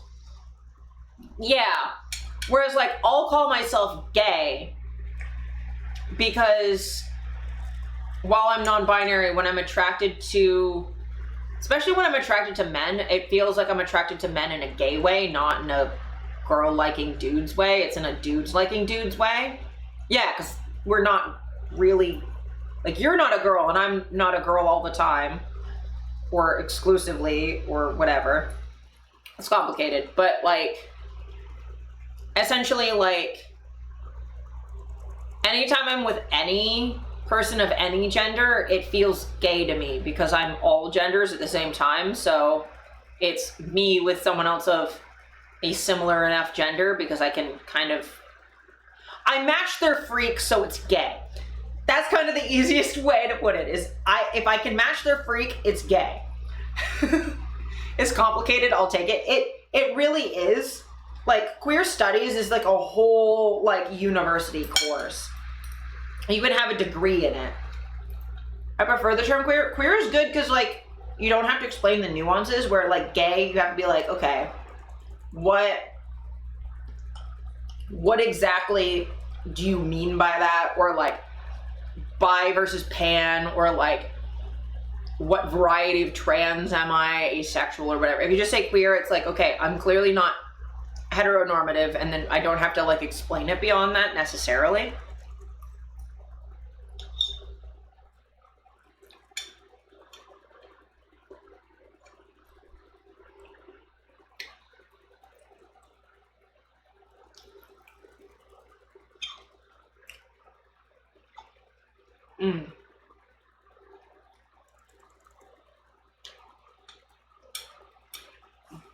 I feel like everyone wants you to prove you're gay enough, but being queer is just that. Yeah, like, especially because like gay is a more specific label of like, are you a woman who loves women enough? Or are you like, because that's where like biphobia comes in, or ace stuff, or like weird non-binary phobia or whatever the hell. But with queer, it's like that it's because of the political label being one of breaking down boxes and assumptions, like it's kind of hard to gatekeep something that's entire purpose is to destroy gates.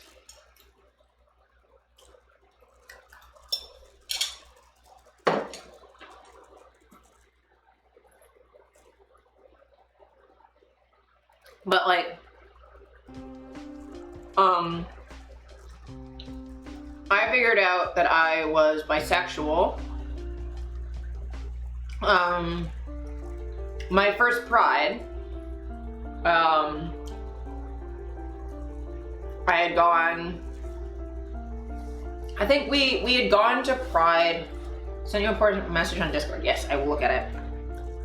Again, happy queers and fuck you. Yeah.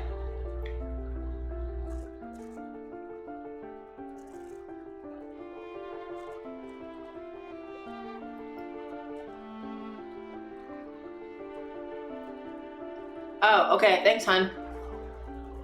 Hopefully not, because I'm streaming. But yeah, so like, I figured out I'm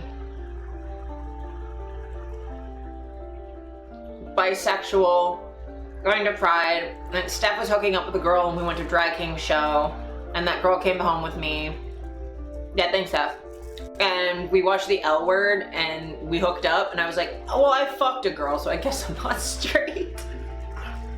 It literally took me having sex with a girl and being like, well, that's not very heterosexual of me, so I guess I'm bisexual. Keeping in mind, this was in my like early 20s, I had already been dating Steph as she was figuring out her gender, and also have been doing kink with women this entire time, and had crushes on girls. I just didn't realize what that was.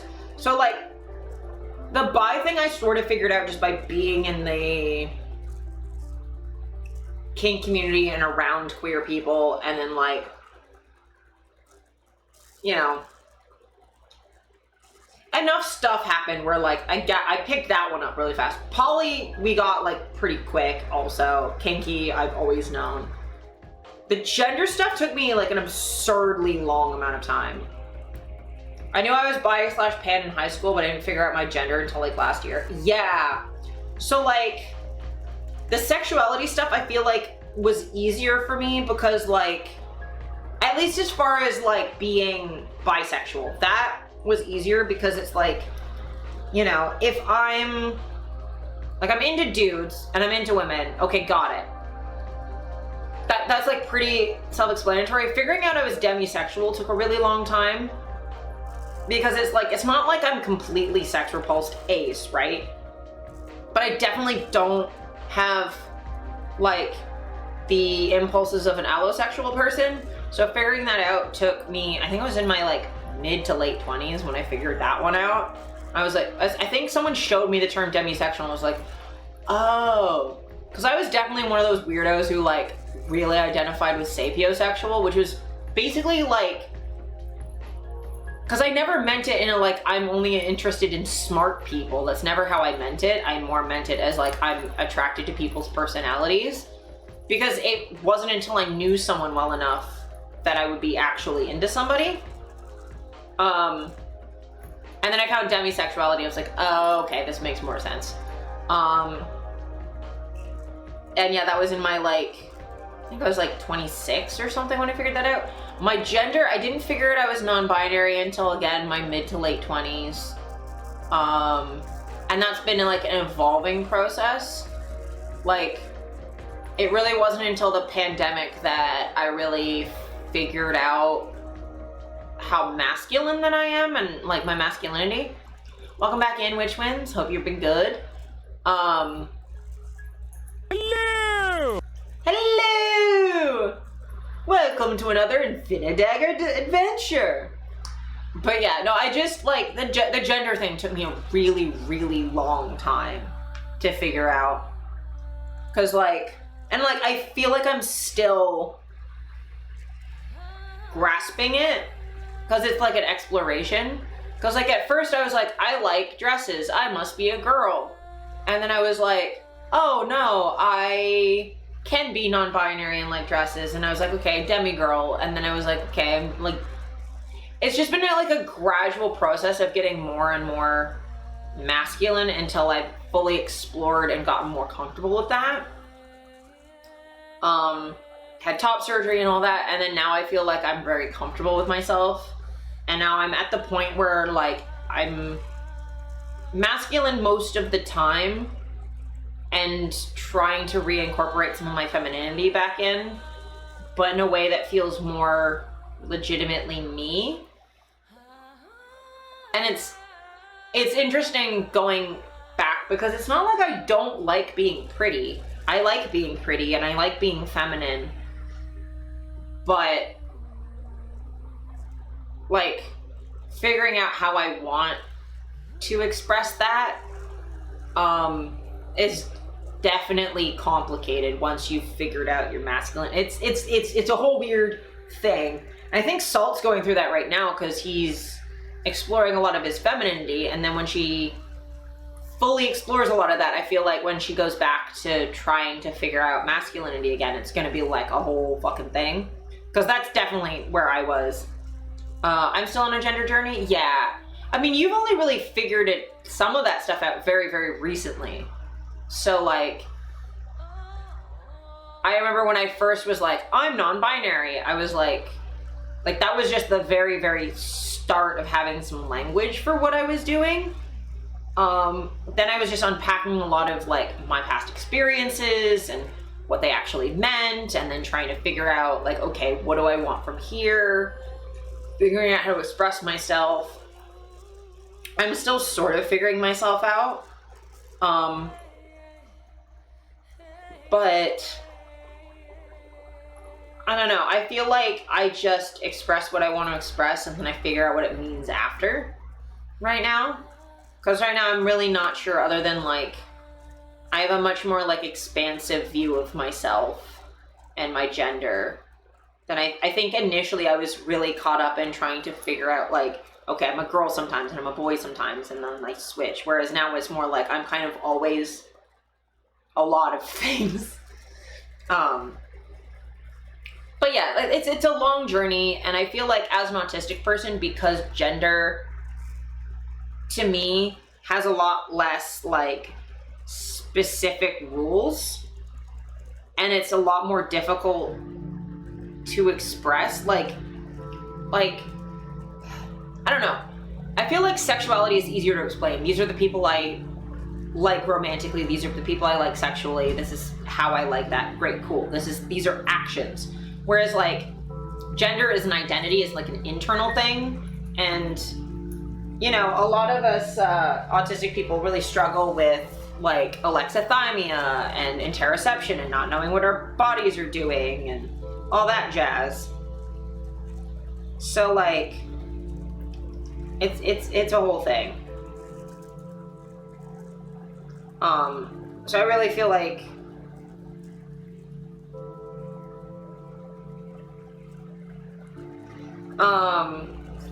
I just feel like it takes us a little bit longer because we're not like gender as a concept is not something, it's a social rule that isn't explainable, that no one's been able to really make sense for to me. I like the term fembi for me. Oh, I really like that one. That one's good. Yeah. Like femme leaning NB-ish. Yeah, that's a good one.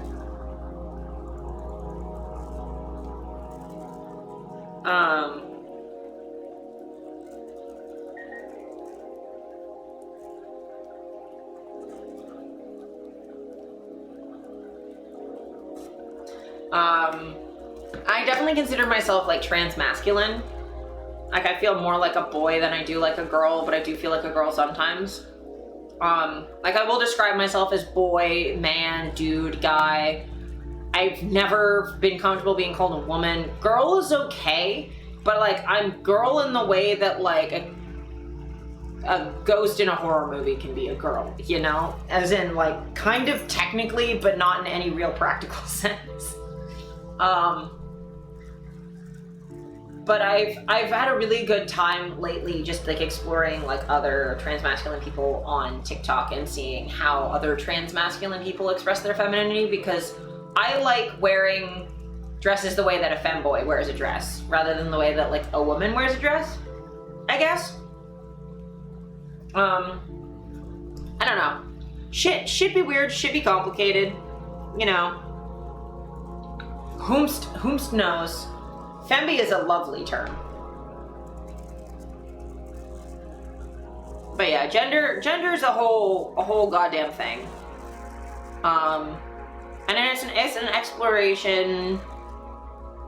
And then also like, I feel like it's also like a form of communication, and what you want to say is going to evolve over time. I feel like my gender is not really static, like at all. So yeah, I'm just trying to like enjoy the exploration process, I guess.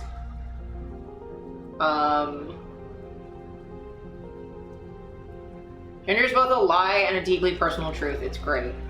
Yeah.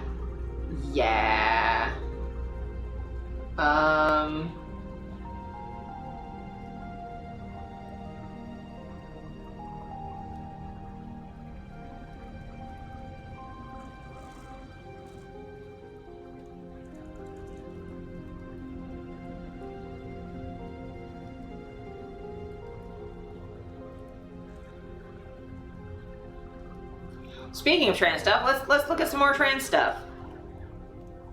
I'm gonna have to go on a break in a sec, but in like 15 minutes, because I have to do a work thing. But in the meantime, that got me. Yeah, it's a whole thing. Here's some more trans stuff. I love this creator so much. Okay, I've talked about this a bit before, but something that I love to encourage trans people to do as sort of a self-reflection on our gender and dysphoria is that gender dysphoria manifests in a lot of ways that are more complicated than just hating your body. I largely agree that dysphoria isn't a necessitated part of the trans experience, but there are also probably a lot of things that you might have not previously considered dysphoria that are. We've kind of been fed this belief that dysphoria means you're at this constant war with your body and you hate your appearance, and it's really not that simple for everybody. For one, gender dysphoria can describe specifically social aspects too. Like if you're uncomfortable when you're misgendered, that's gender dysphoria. For me, it was often a lot of social anxiety. Like I didn't like feeling people perceive me because I knew that they were perceiving me wrong. So I just felt really uncomfortable in social environments. Sometimes dysphoria is like a disassociation or disconnection from your body. For me, it was like my entire existence was my brain and a little bit of my spinal column, and the rest of my body wasn't mine. It just kind of felt like this clumsy thing I was moving around. As opposed to now, it really feels like it's part of me too. Gender dysphoria is a really complex and multifaceted experience, and you don't need to be like drowning in self-hatred to have experienced it. Yeah, this meant a lot to me when it came across my For You page, because I never really experienced regular dysphoria, which I know is weird that I got top surgery and I never felt real dysphoria or like traditional, like, oh, I hate my body. Like for me, the dysphoria I felt with my chest was more just like, I didn't like how it looked in clothes. I didn't like how people were perceiving me because of my chest. Especially as it was getting bigger and I was having like all the milk shit going on for my medication. And I really hated how gendered my nipples were. Because I had like really big nipples and like on social media they were like heavily gendered in a way that I fucking hated. And like I just didn't like the way like people were perceiving my chest. And then as soon as I wasn't performing being a woman at work during like COVID, I finally realized that like, oh, I just really don't like it. That like I had just sort of been dissociating from my chest. And then I was like really like a lot of like smaller frustrations about how my chest was being perceived and then otherwise dissociating about it. I was like, oh, that's dysphoria. I don't want these anymore. And now I like have euphoria about my chest. Or like I really struggled with like wearing men's clothes for a while because like I was being perceived as like a woman in jeans rather than a man in jeans, you know? So like figuring out how to be in a place, like I think after top surgery, I felt more like people were perceiving me closer to what I was intending to present. And it's why I feel much more comfortable around other trans and queer people, is because they actually see what I'm presenting in a way that like a lot of cis het people just, they don't have the language to understand what I'm saying. You know what I mean? Oh God, being misgendered and dead named by my family this week was insane. I'm so sorry. That was, I feel so awful that you had to go through that. I'm glad you're going no contact with them because like, fuck that noise. What if bodies could just be bodies without expectations? Imagine, what if? Yeah, like I wish that I could just be a body, but also like I like performing gender. I just wish that people had more expansive ideas so that they would see, they wouldn't just assume, because like there's this whole thing about like assuming that like if someone's presenting like feminine that you just use she, her pronouns, and I wish it was more of a like fucking asking. Yeah, gender performance is fun, but like I just wish that like specific things weren't gendered and people like understood. I wish people had media literacy for gender performance is I think what I'm getting at. That like people wouldn't just go like because sometimes a cigar is just a cigar and sometimes it has deep symbolic meaning, and if people could fucking understand the difference, like sometimes like in a horror movie, the bad guy's Satan because the writer's lazy. And sometimes the bad guy's Satan because it's telling like a deeply complicated like political message about demonization in the other.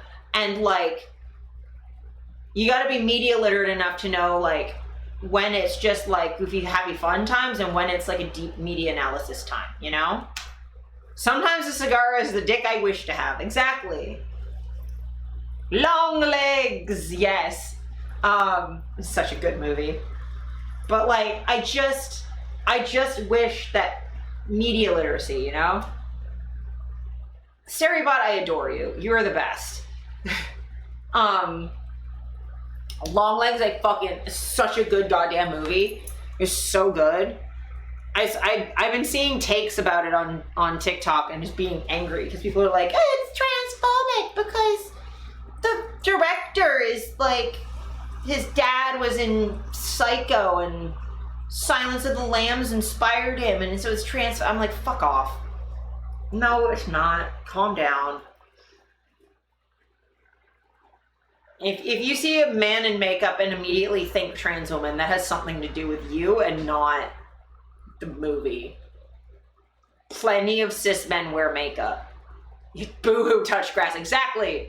Fucking, like, a man in makeup and a trans woman are two different things. They are completely different things. A glam rocker who has like had plastic surgery is different than like a person who is a woman. Sometimes there's overlap, but not always. Jesus. But no, I fucking loved that movie. It was so goddamn good. I love me a movie that like isn't afraid to just make you sit with something for a bit and not just like instant payoffs and like have like atmosphere just sit for a sec and like let things take time. And not just like fucking explain everything to you and let you like just vibe in it, you know? God,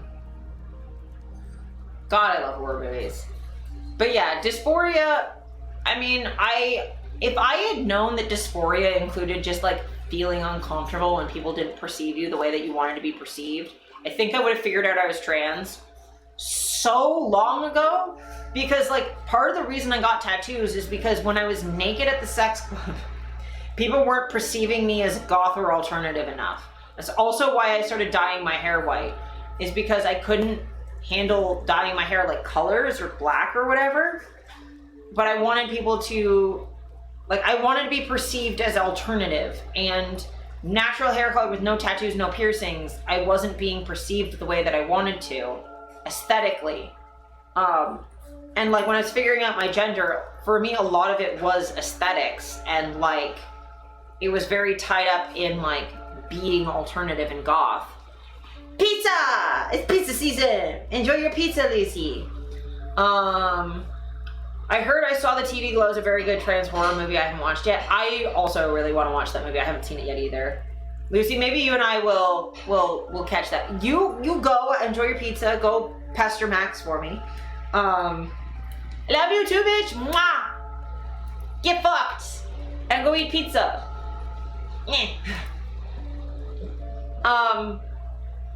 But yeah, I'm never gonna stop loving you. Well, you better not, because I'm not gonna stop loving you either, bitch. Jerk. But yeah, I really love Long Hikes, and if you haven't seen it, you should go see it, and I can't talk about it too much, because then I'll spoil it, but it was really good. And like,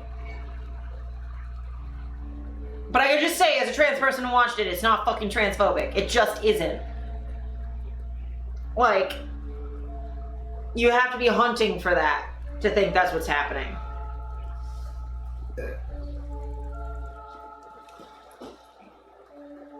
Like, Jesus. But yeah, no, dysphoria is a thing I've experienced, and like, I didn't realize that's what it was, because I've never hated my body. I've had dissociation from my body. I've had like social discomfort with how I'm perceived. The one thing I really wish, my mom keeps insisting on doing this thing every time I come home, where she keeps saying that like, oh, you'll always be my baby girl. You'll always be like my daughter. And I'm like, could you fucking cut it out? She like keeps like expressing this over and over and over again. Yeah, like I just want her to fucking cut it out, because she's otherwise like pretty accepting. I'm trying to figure out why she keeps saying this, because she clearly wants like reassurance of something, but I can't figure out what it is, because like it's like self-soothing of some kind, but it's like I've never been like when I was a kid, I was never super girly. That you're the same person, I guess. I think it might be more that she had like these thoughts in her head of who I was, and she's trying to convince herself she wasn't wrong for perceiving me that way. I really feel like next time I go home, I really want to like sit down and ask her why she keeps saying that, because like I'm not a baby, first of all. And like, you can still love me as your little, like, as your kid, but like, I don't understand what she's trying to say with it.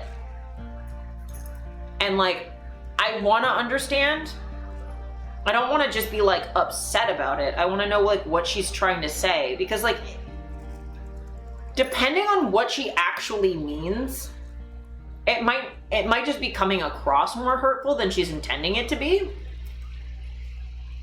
Or if it's actually just like she refuses to see me as like not a woman, then like I need to like figure that out, right? And like I don't think it's that, but it might be that, you know? I just want to like talk to her about it and be like, bro, why do you keep insisting on saying that? Because it's like kind of unpleasant to keep hearing.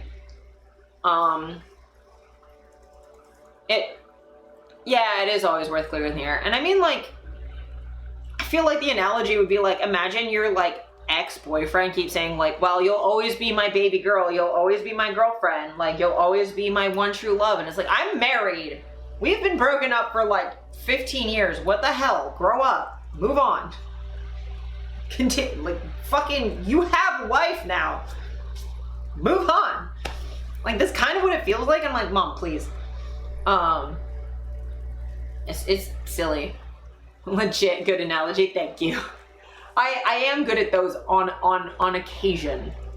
On occasion I figure that out, you know?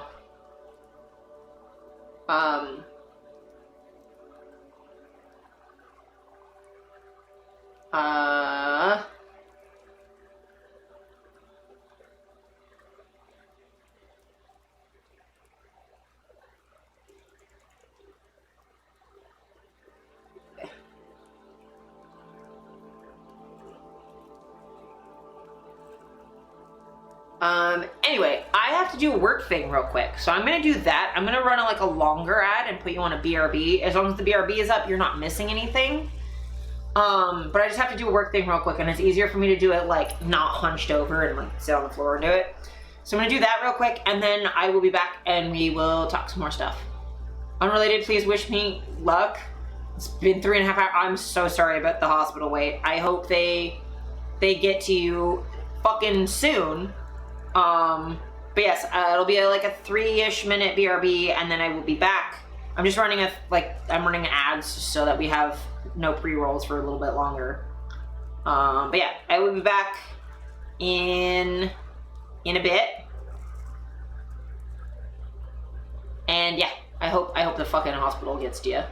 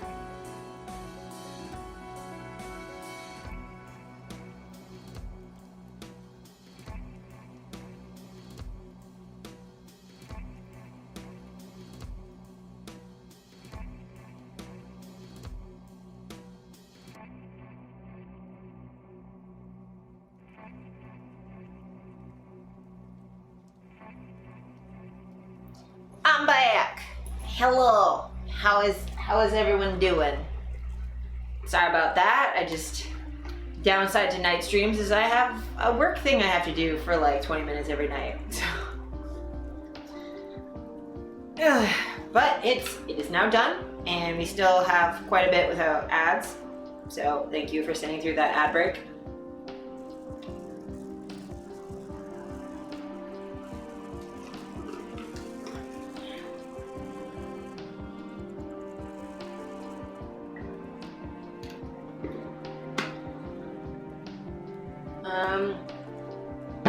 Actually, speaking of, Steph actually reminded me of a life update thing while I was off, or well, on my BRB. So on Sunday while I was working, so it's hot in Toronto. It's very hot, and I'm very temperature sensitive. I'm very bad with heat. I don't sweat, first of all, and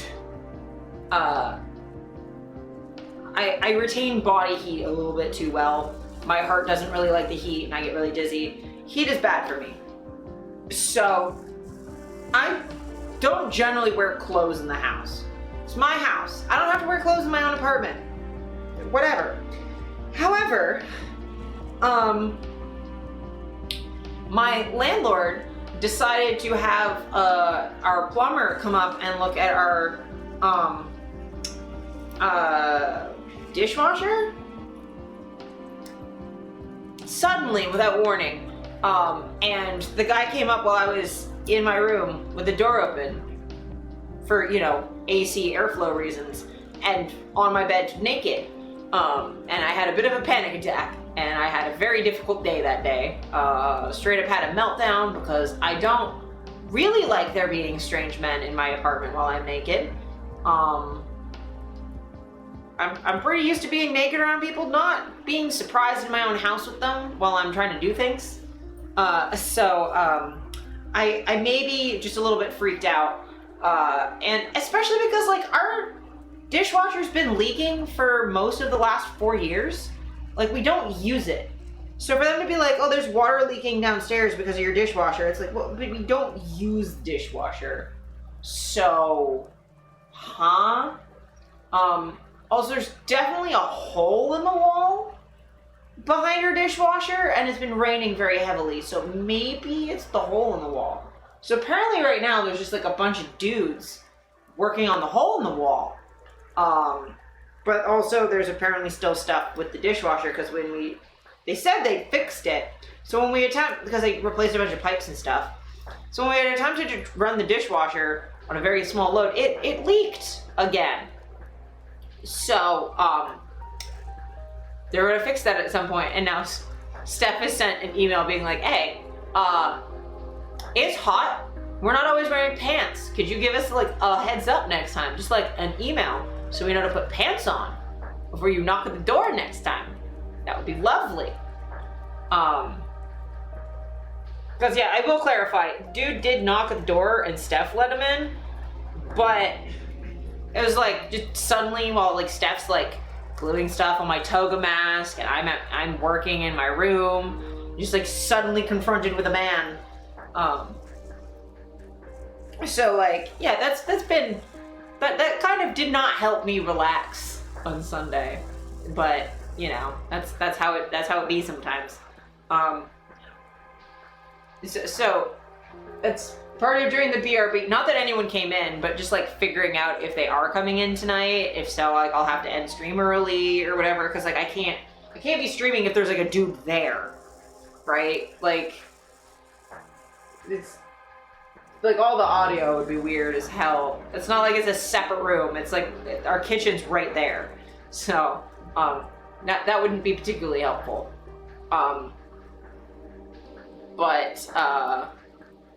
Yeah, just trying to figure that out. Also, I did have a landlord before that used to let himself in all the time, like would just unlock the door with his key and just come in without even really knocking at like 8 in the morning, and he definitely knocked on the door while I was in the shower once. Not the unit door. My bathroom door. He let himself in and then knocked on the bathroom door and scared the fucking piss out of me. So I don't exactly have the best association with landlords being in my house. while I'm naked, because it's happened multiple times now. I'm not jazzed about it. So yeah, we had to sort that out while I was also like sitting on the floor, tip-tapping away, doing a work thing. But yeah, at least hopefully they'll give us like a warning. Of like 20 minutes maybe or something. That would be nice. Oh my god. I'm in Spain without the S. I'm in Spain without the S.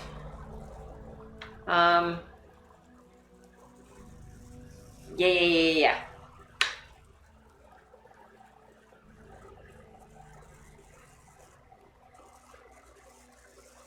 Let me see, what else are we gonna do?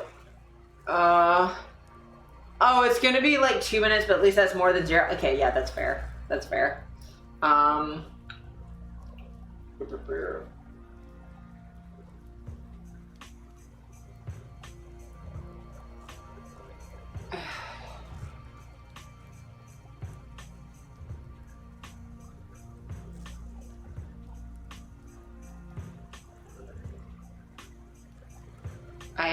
Let me see. Let's watch something satisfying real quick, because I'm definitely like fucking tired and I want to watch some satisfying shit. So you're gonna watch some satisfying shit with me, okay? Better be okay, because we're gonna watch some That was the wrong button. Never mind me. Don't worry, we're good. Shh. I'm professional. We're gonna watch ironing a pleated skirt. That's what we're gonna do.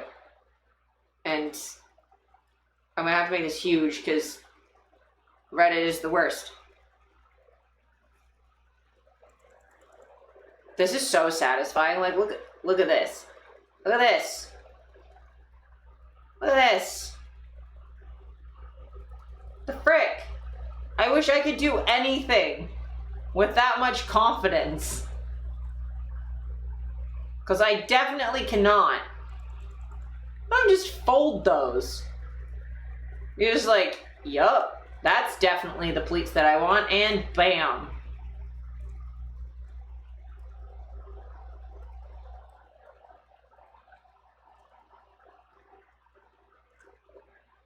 Like, fucking God. I burned my hands 3 times just watching that clip. Yeah, exactly. Welcome in, Abraxas. I would have burnt my hand. I would have dropped that sandbag on my toe. I would have fucked it up, had a meltdown. There's no way I would do something with that much skill and precision. And this is why I say there's no such thing as, like, unskilled labor, because look at this shit. Shit's insane. Flawless.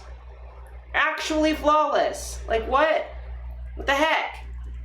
What the heck? This kind of stuff is why I'm glad I shorts and tee kind of got, I mean, fair. I mean, that's them making the clothes.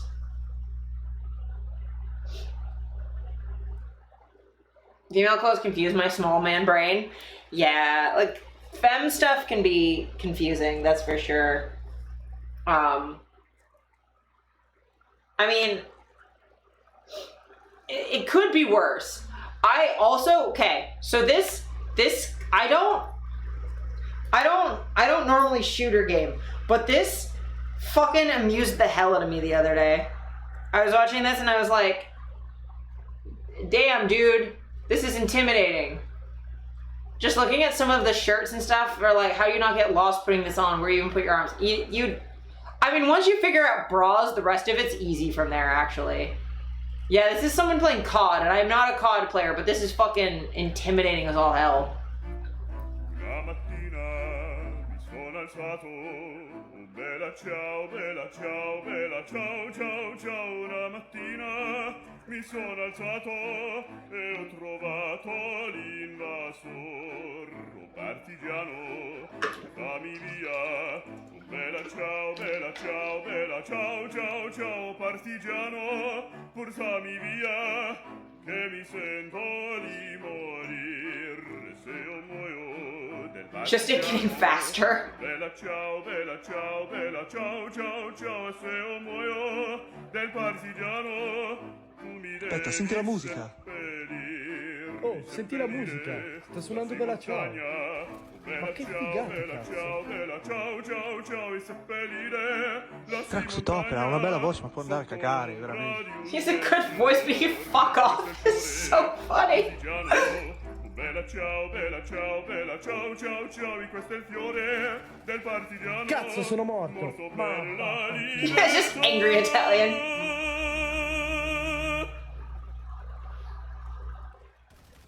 In a bit, come on.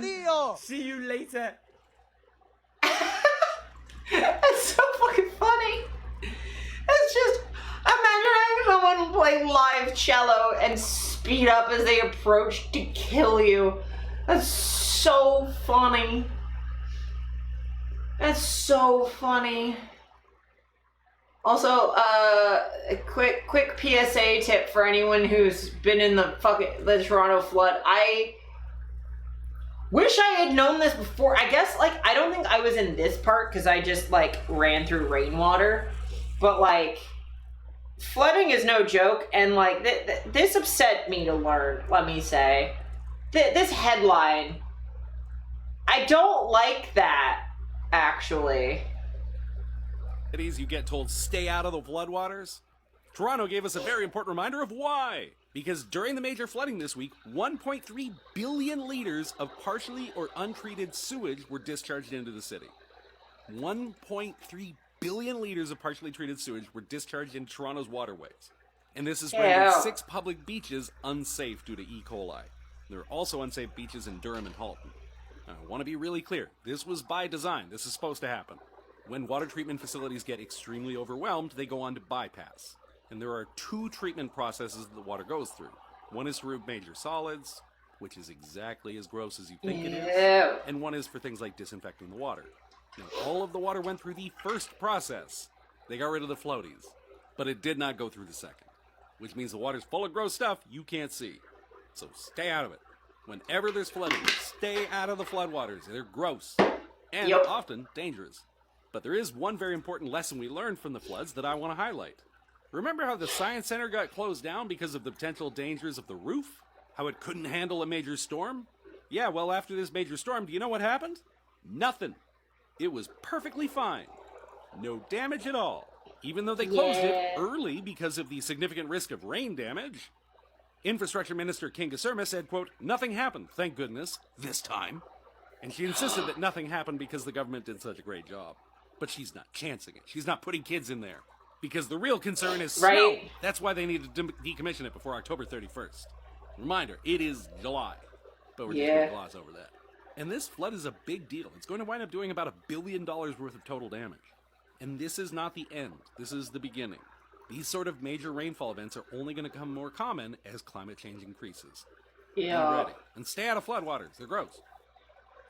Yeah, I had no choice. I was outside, so I was in floodwater. I wasn't in that, though. I was in, I'm pretty sure, just actual rain.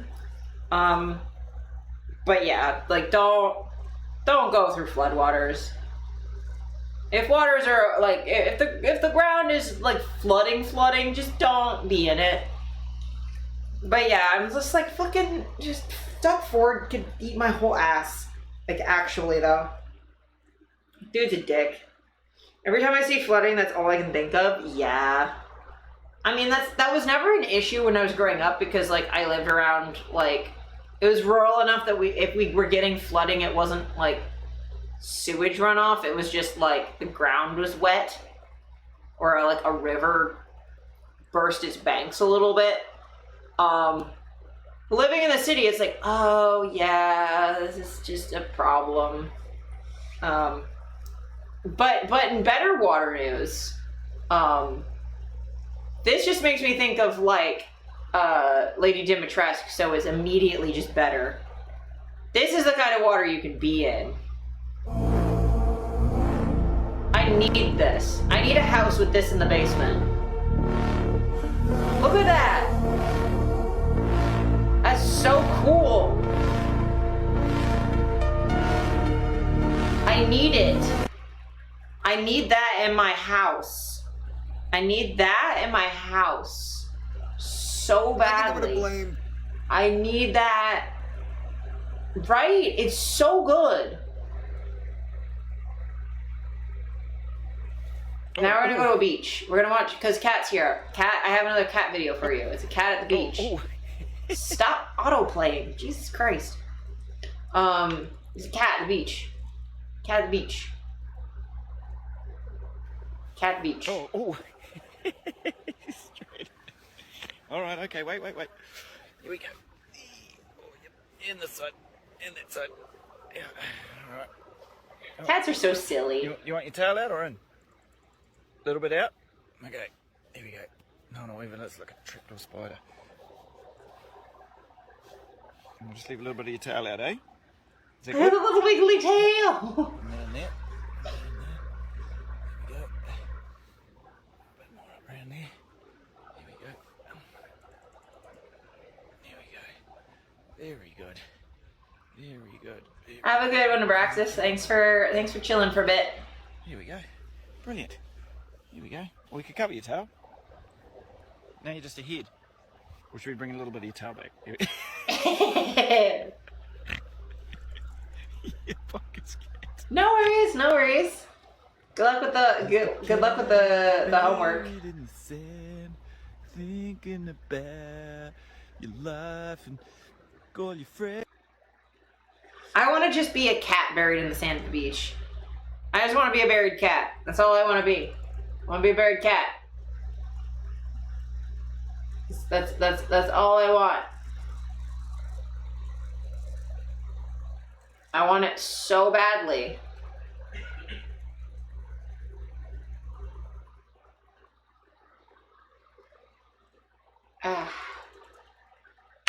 Fuck me, man. Oh my god, my arms hurt.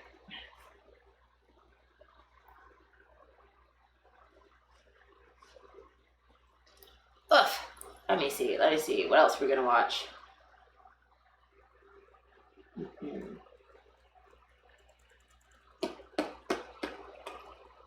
How you been liking the stream so far, Satan? I wanna know how you felt about it. How's the stream been? How's the stream been? Oh, it's been 5 stars still. Fuck yeah! That's the kind of review I like to see. It's the kind of review I like to see. Thank you, Satan. Thanks for the dude, Steph. Thank you. And Satan, again, I appreciate the 5-star review. Like, you don't know how much this helps. It makes it really just helps boost the stream. I appreciate you supporting the stream. That dude was part of the review. I thank you. Thank you for helping Satan just like get his words across about how much he's enjoying the stream today. I like that we're on a good streak. I mean, 2 it could be a coincidence, but like I'm really positive about the direction that stream has been going. Considering, oh, thank you, Satan. I appreciate that. Thank you so much for like. He's just such a supportive guy. Just like hype. Just always a hype man. Satan is just like the best hype man. Oh, you'd recommend the stream. I appreciate that so much. You're a fucking homie. You're so good. I appreciate that a lot. I know I'm like a little babby streamer, little itty bitty babby streamer, and just the recommending me to your friends means so much, because you know, the more people in chat, the more people I have to hang out with, the more fun this is. So like, I appreciate you, Satan. I appreciate you. I am such a goober. You have no idea. This is a bit that's just gonna continue every stream from now until forever. I'm just gonna continually talk about my little Satan review, right? Because I'm proud of that Photoshop, okay? I'm proud of it. I'm proud of it. I'm proud of it. And you know what else? I'm still thinking about this one. I'm still just thinking about this one. $500 life-size plush Lucario, such a good fucking listener. Fellas, Such a good do not listener! get your partner this life-size Lucario plushie. I don't care how good of a dude you are, I'm telling you right now, he is better. Marketing for the life-size Lucario plush he just is the built funniest different. thing I've ever seen in my life, because the first, 8 images are so normal. It goes from, oh, what if you had a life-size Lucario to hug and cuddle with, to, bitch, what if he also did your dishes? Fellas, let me tell you right now, you're not competing with Lucario. You just aren't. Brenda, slow down. Tell me The what's zooming on the butt gets me every It's time. me. $500 life-size Every single plush fucking time. You just rest, Brenda. You've had a long day. Do you want me to make you some tea? Do you want me to finish up those dishes for you? Why does he look so emotionally intelligent? Why does he look so considerate of my boundaries? Why does it look like I'm getting cucked by Lucario? You think my girlfriend would ever come home to me when she could be coming home The to dream me is to be instead? cucked by Lucario, to be I can't honest. match this kind of energy. Nobody can. He's so damn charming. I just need to be cucked by that much Riz. I just need it. Also, I'm still obsessed with this song. This song plays in my head every single day. Like I know what a JPEG is. All I of the just time. want a picture of a goddamn hot dog. And this goddamn sweater that is gone now. Don't worry about it. Don't worry about it. We're gonna pretend that didn't happen.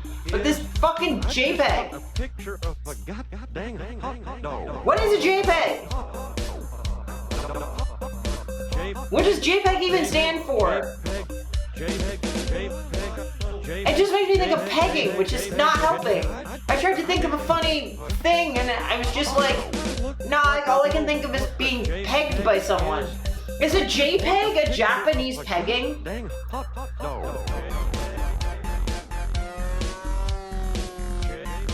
The way that, a JRPG is a Japanese role-playing game? A JRPG is a Japanese RPG, and a JPEG is Japanese pegging, right? That's what that is. Because I don't know what a JPEG is. I do know what a hot dog is, though.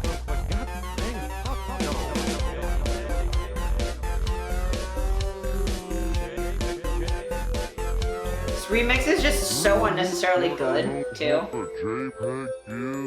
I just want a picture of a goddamn hot dog. Look like I know what a JPEG is.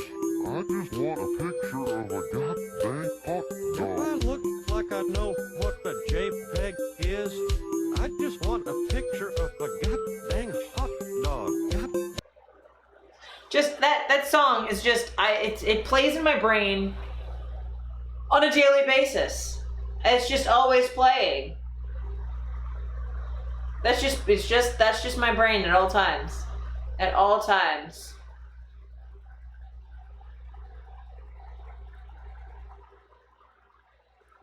Here, let's just look at some more meme.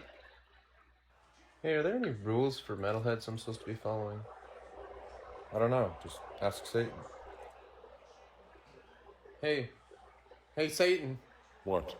Are there rules we're supposed to be following as metalheads?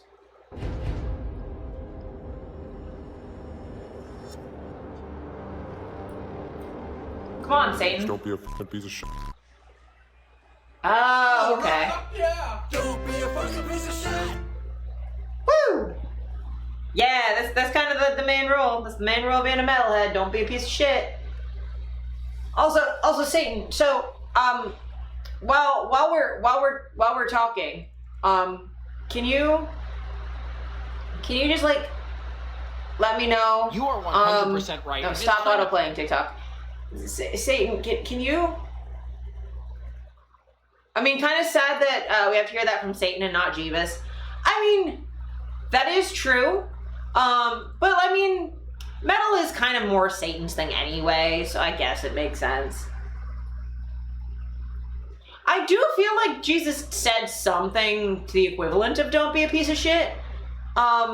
Something about camels and needles and eyes. I don't know.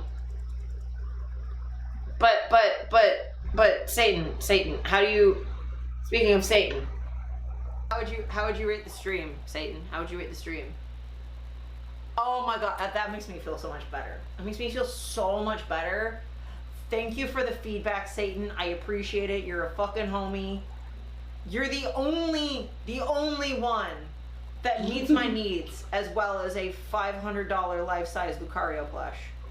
Thank you so much, Satan. I appreciate it so much. Oh, just in case I didn't know what the symbols meant, you gave me words. I appreciate it. Thank you so much, Satan. You're just the sweetest. I appreciate you so much. Satan is just underappreciated as a friend. And while we're speaking about the life-size Lucario plush, we just gotta like, you just need to know about Lucario. Fucking Twitch, please. But like, the Riz, the booty, the emotional intelligence, the ability to help you with your chores that a $500 life-size Lucario plush has cannot be understated. It is so important, and I think we all need to know how important Lucario is to the well-being of not just my relationship, but the nation. You know? Exactly. I need to stop talking. But like, the Riz, the Lucario's butt though, that plush's butt, can I just say, like, is this a safe space? What are your opinions that Lucifer is more a fan of piano music? I mean, I'm sure he's considered the angel of music. I'm sure that Lucifer would also like piano music. I believe there's a famous song that is the devil playing violin. He probably would enjoy a good organ. I mean, in both senses of the term. I mean, lust is a sin after all. Speaking of, is this a safe space? Can I say something without y'all getting mad? Is there something, can I be like open with you? Cause like, the ass on that Lucario plush though is making me feel some sort of way. Like that is the thighs on that Lucario plush. Lucario is just like got a whole ass bakery, and like, can we like it's not just me, is it? Thick thighs save lives. Exactly. We all appreciate a thick thigh, right? We all have to appreciate thick thighs. The real hero is thicker thighs, right?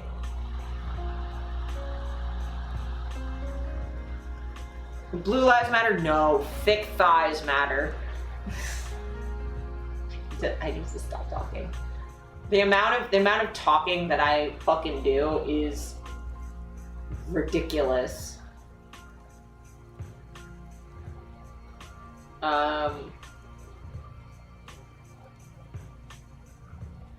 Quick survival tip for anybody who finds. Also, I think Steph, you need to hear this one because this came across my feed and I immediately thought of you. Quick survival tip for anybody who finds himself in this situation. Canines and up, it's a love bite. Canines and back, they're eating you. I hope you're educated now on the differences. I wonder if you can guess why I thought of you. I wonder if you can tell why I thought of you. In my life, it's teeth all the way down. Okay, it's not teeth all the way down, all right? It's not... I don't have teeth everywhere. Though I will say, chat, Steph has been very unhappy with me planning to get fangs, like permanent fangs. My flesh would beg to differ. Look, I don't have teeth I bite everywhere. My teeth do find all of the flesh, but my flesh doesn't exclusively have teeth, all right? I need to say, for professional reasons, I don't have teeth everywhere, okay? It's not everywhere. That needs to be established. I don't have teeth everywhere. I do have oh man, speaking of teeth everywhere, have I inflicted the teeth demon on chat? Does everyone in chat know that the tooth monster?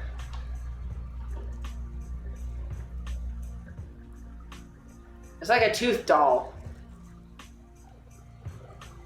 I don't know where this comes from.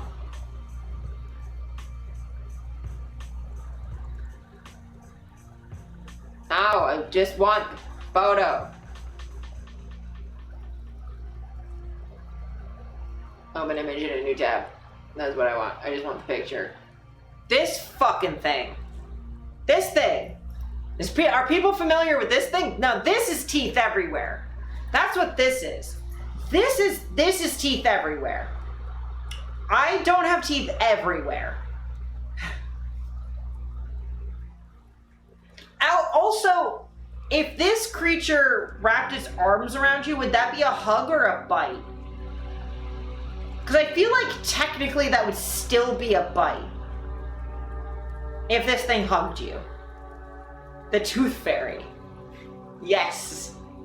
The Tooth Fairy. I feel like this is Lucy's final form. I feel like if Lucy could just be this, but with tits, they would. A fairy made of teeth is a tooth fairy. Yes.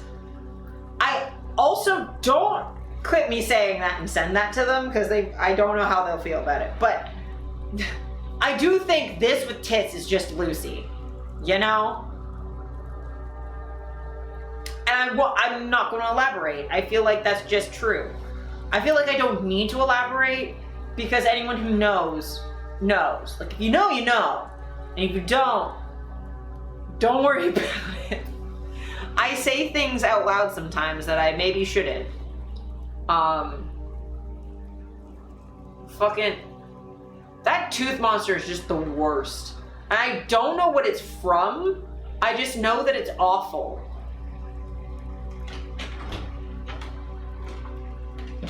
Be right back and you dehydrate? Okie dokie.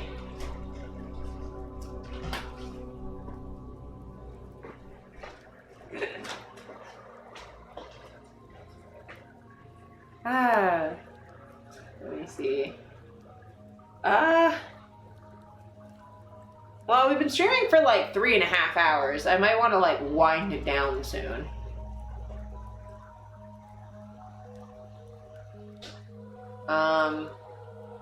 I mean, I think we did good. We covered the Harris news, the Kamala Harris news, which I'm glad I covered because I wanted to. We talked about dysphoria and trans stuff.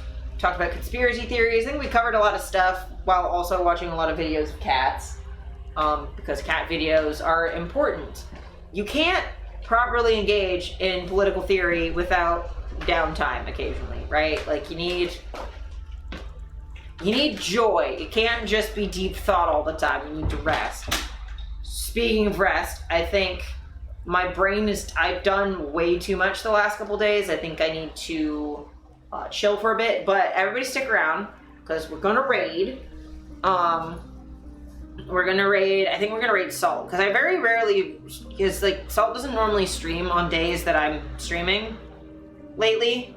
So I think we're gonna raid Salt. And Salt is doing snooze. I'm snoozing the ads. I don't want to run ads right as I'm raiding. Fuck off. But we're gonna raid Salt, and I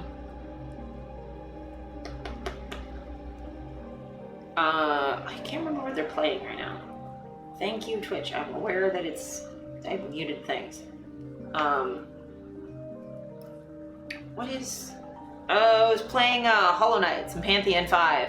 So just grinding out some... And usually, the great thing is also, like, they usually do this thing called Death in Praxis. So they talk, like, chat always ends up in talking about politics and stuff. The same sort of stuff we talk about while dying in a game repeatedly.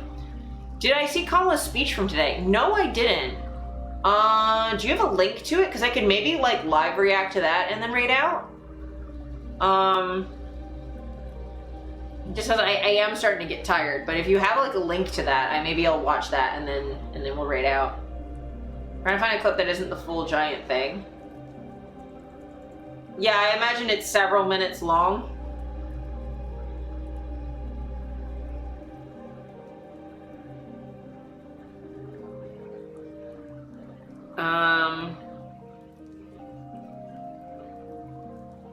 While you're looking for that, I'm actually gonna run ads just so that they run.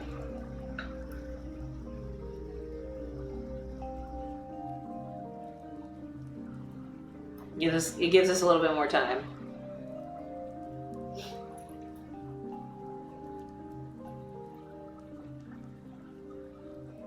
Ugh.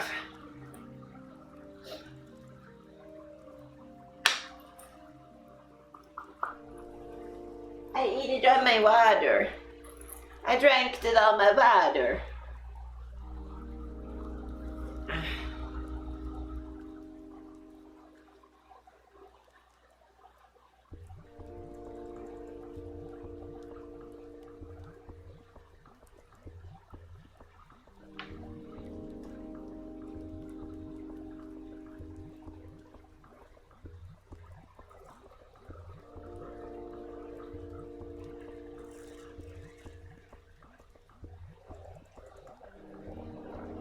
Did you find it yet, hon?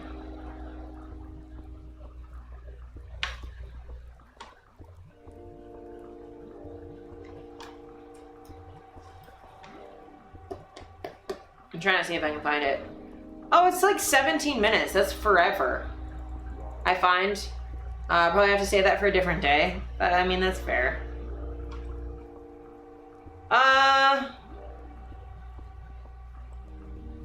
I found a 11-minute one, which is still fucking long.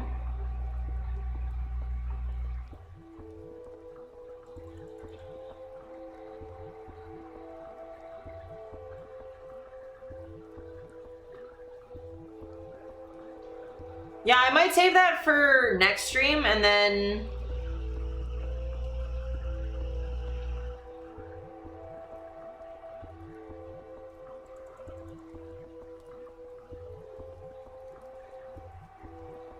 I'm trying to think if I have like 17 minutes worth of fucking energy right now.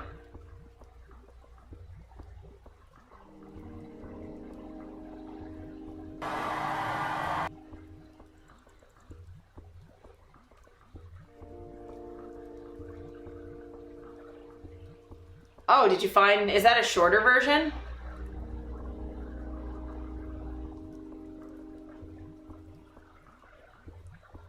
Straight to Milwaukee. Skip to 6:20. Okay, thank you, because I don't want to have to watch like a whole thing if I can avoid it. Okay. Not because it's not important, I guess. It's just like I'm fucking tired. Okay. Okay, so we'll watch this and then we'll read out. Before I was elected vice president, before I was elected United States Senator, I was elected Attorney General of the state of California, and I was a courtroom prosecutor before then.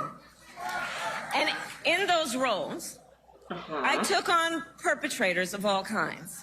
Including innocent sex workers, but continue. Predators who abused women, fraudsters who ripped off consumers, cheaters who broke the rules for their own gain. Okay, that kind of goes hard. So hear me when I say, I know Donald Trump's type. Alright, that's kind of fire though. Okay, that's kind of clever. Oh man. Wait, that's more engaging than every fucking Biden speech I've seen in the last couple months, so.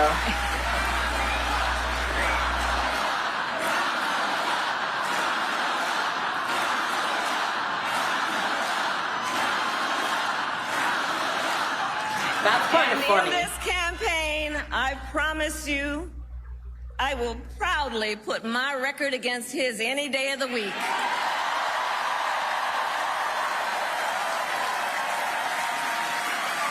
That's so funny. As Attorney General of California, I took on one of our country's largest for-profit colleges that was scamming students.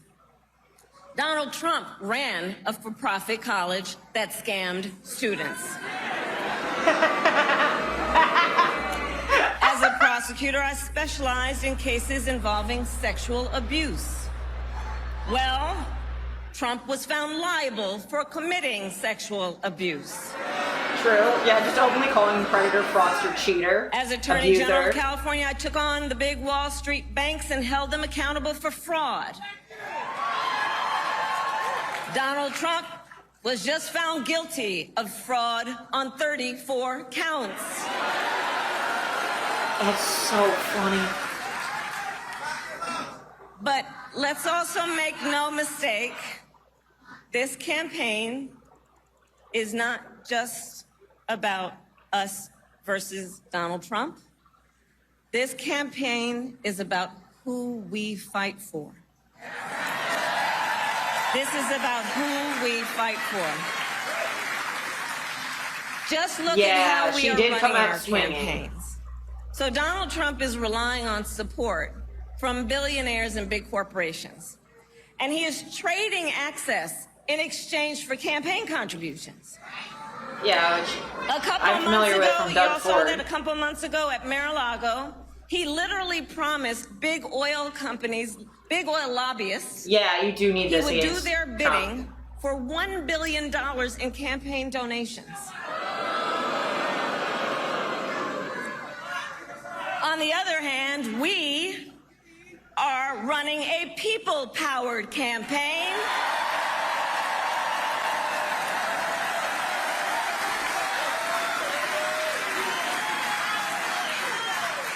And we just had some breaking news. We just had the best 24 hours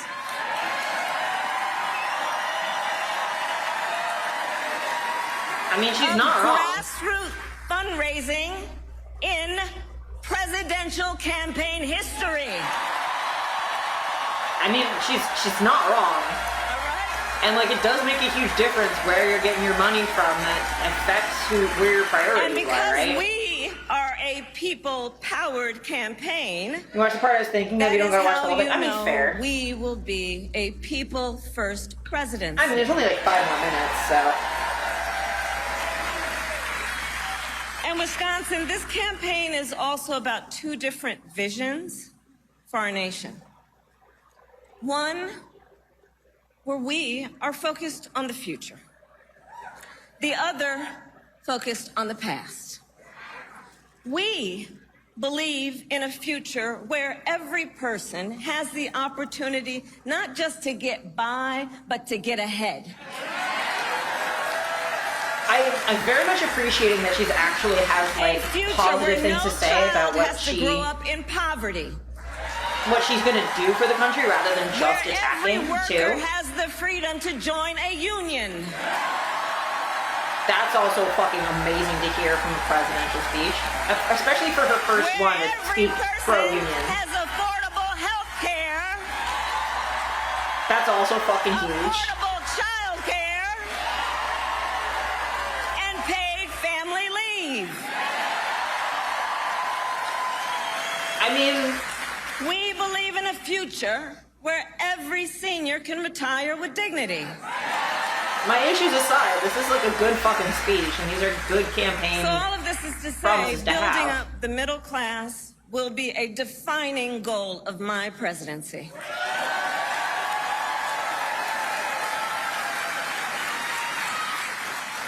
Because here's the thing we all here, Wisconsin, know. When our middle class is strong, America is strong. That's some centrist stuff. I don't believe in the middle class because that means there's a lower But class. Donald but sure. Trump wants to take our country backward. He and his extreme Project 2025 agenda will weaken the middle class. Like, we know we got to take this seriously. And can you believe they put that thing in writing? Read it. It's 900 pages. But here's the thing. When you read it, you will see Donald Trump intends to cut Social Security and Medicare. He intends to give tax breaks to billionaires and big corporations and make working families foot the bill. They intend to end the Affordable Care Act and take us back then to a time when insurance companies had the power to deny people with pre-existing conditions. Remember what that was like? Children with asthma, women who survived breast cancer, grandparents with diabetes. America has tried these failed economic policies before, but we are not going back. This is a good speech, I will fucking say. We are not going back. My issues with her aside, like, Not going back. We're not going back. this is a good fucking start to a campaign. Like, at the very least, she has positives that she's pushing for. She's talking policies. She came out swinking. And I'll tell you why we're not going back. Because ours is a fight for the future. And it is a fight for freedom. Generations of America's generations, and we have to remember this. The shoulders on which we stand, generations of Americans before us led the fight for freedom. And now, Wisconsin, the baton is in our hands. Like, this is what you need to fight Trump. Not like a sacred freedom to old vote. man that's We'll make fucking sure barely every there. American has the ability to cast their ballot and have it counted. We who believe that every person in our nation who should have the freedom to live safe from the terror of gun violence will finally pass red flag laws, universal background checks, and an assault weapons ban. This is how you get people chanting USA, yeah. Like, you're actually saying stuff that people want and that will help people, and explaining how it will help people in and why. reproductive freedom will stop Donald Trump's extreme abortion bans because we trust women to make decisions about their own body and not have their government tell them what to do.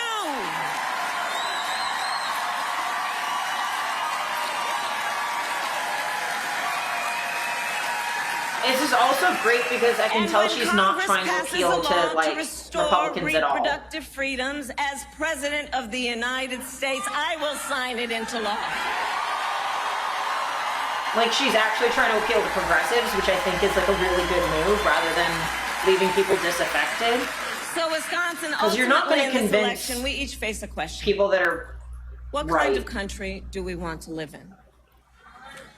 A country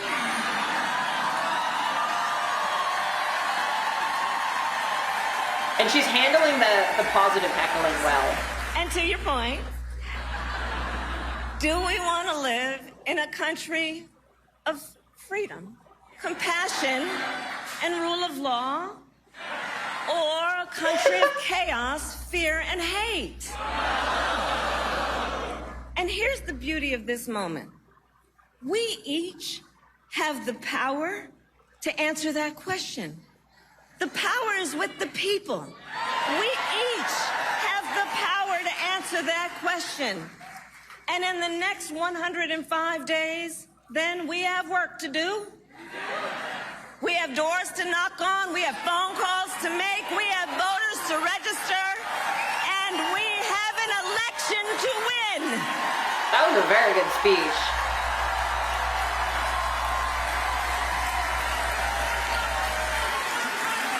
So, Wisconsin, today I ask you, are you ready to get to work? Like, that is very Do we refreshing. believe in freedom? Do we believe in opportunity? Do we believe in the promise of America? And are we ready to fight for it? And when we fight, we win. God bless you. God bless you. I mean, the thing I will say also is, like, Biden didn't have people fired up like this, and that's what you need. That is what was needed, is for someone to fucking get people actually fucking, like, hyped. Because you need to inspire people. Did you see the one where Fox said Kamala would be the oldest woman ever to be president if she won? I mean, non-sagely, it's true. I mean, it would be true. She would be the oldest female president. Also, can I tell you how fucking amazing it's gonna be for their... Because, like, I'm gonna be optimistic, like, against character, I'm gonna be optimistic for a second. How amazing is it gonna be to have the first female president be elected, and it's not Hillary Clinton? And she's gonna have to fucking sit there and deal with it. It's gonna be so funny. I feel like the only person who could have gotten a crowd whipped up that much would have been Bernie. Yeah, exactly. Biden, no, but Dark Brandon might have been able to do it. Too bad we can't get him consistently. Yeah. I mean, like, the thing I really appreciate is, like, again, a lot of times people they don't vote for people if all of they're given is reasons why the other group is worse. Like, if you, like, yeah, maybe 20 years ago, Biden. But, like, that's a problem with a lot of stuff here in Canada where it's just saying, like, well, don't vote for my opponent, he's awful. It's like, well, don't vote for my opponent, he's awful. And everyone just hears, like, every option's awful, I have no reason to vote, and then people stay home. Or don't think, like, it matters. Or can't come up with, like, a reason to pick one over the other. That speech was very, very good because it was like, okay, yes, my opponent is all of these negative things, but even the attacks were focused on, I fight corruption, he's corrupt, I'm used to fighting this, like, I'm the right, because she's not just saying as a normal presidential candidate saying, like, a normal campaign speech, she's also trying to justify why she's the right person to take over as the nominee. So her saying, like, I'm the right person for this because I'm used to fighting Donald Trump. That's been Trump's strategy for 8 years, get everyone to hate on his opponent so people don't vote for them. In 2016, he literally said a non-vote for my opponent is a vote for me. Yes, but also, there's that, but also he's been very, very, very good at saying what his base wants to hear and at least getting his base fired up. Yes, he's doing a lot of attacks, but when he dog whistles to hatred in a way that, like, works for the right, that doesn't work on the left. You have to give people, like, something to vote for, right? Like, if you're just saying, like, oh, well, they support Mexicans, be scared of Mexicans, don't vote for them because they're scared of Mexicans, vote for me, I'm gonna build a wall and keep out the Mexicans. Like, yes, there's that person's bad, but he does also have a, like, to us it's not positive, but, like, a positive, like, a thing he's saying that he will do, right? It's fear-based and hatred and bigotry, but, like, it's still, like, a campaign promise. So, like, Biden hasn't been really doing a lot of, like, really concrete promises or, like, pro-social, like, this is what you'll get if you vote for me. Just, like, just don't vote for him, he's an idiot, we can all see it. It's like, okay, but, like, convince people, please. And I think Kamala is a good choice.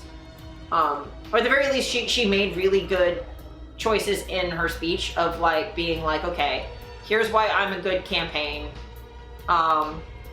it's harder to appeal to the good in people. I don't actually think it's harder.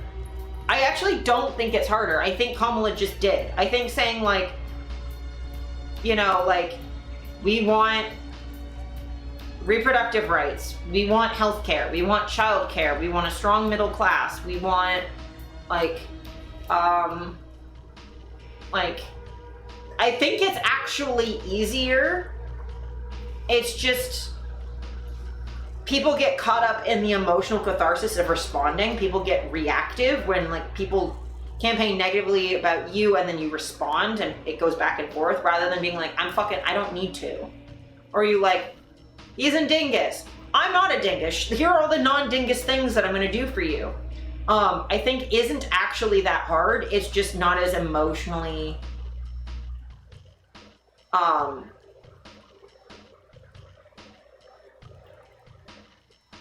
think it feels harder.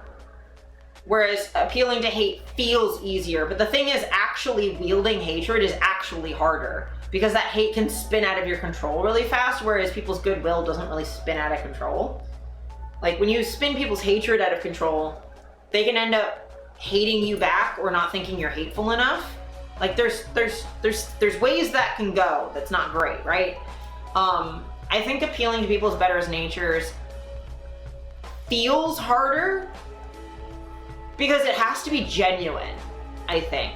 Attacking people is easier to do in the short term, harder to actually wield in the long term, whereas appealing to people's better nature is a little bit more complicated in the short term, but as long as you like are genuine and actually follow through with it, it's actually really easy. That's how we ended up having like Justin Trudeau as prime minister as long as we have, is that like, you know, he's not the best, but him going like, all right, well, I'm gonna carry us through COVID. And like, CERB, I think, bought him a lot of goodwill, like dental care and pharmacare. If he had, I really genuinely feel like if he had done those earlier and more, things would have gone better. I don't think people, like if it had had a chance to have a real impact in people's lives before the election, it would have made way more of a difference. I don't know if people are going to vote for him though, because he's not done enough. And the attacks on him have been a little bit easier. I do love a good shock Pikachu, I will say. But I also hope that like the Liberals here in Canada take a good look at this in the US and take some lessons from it, because Pierre Poilievre is definitely a Project 2025 type candidate, right? He hangs out with Diagolon, a alt-right hate group that does fucking terrorism.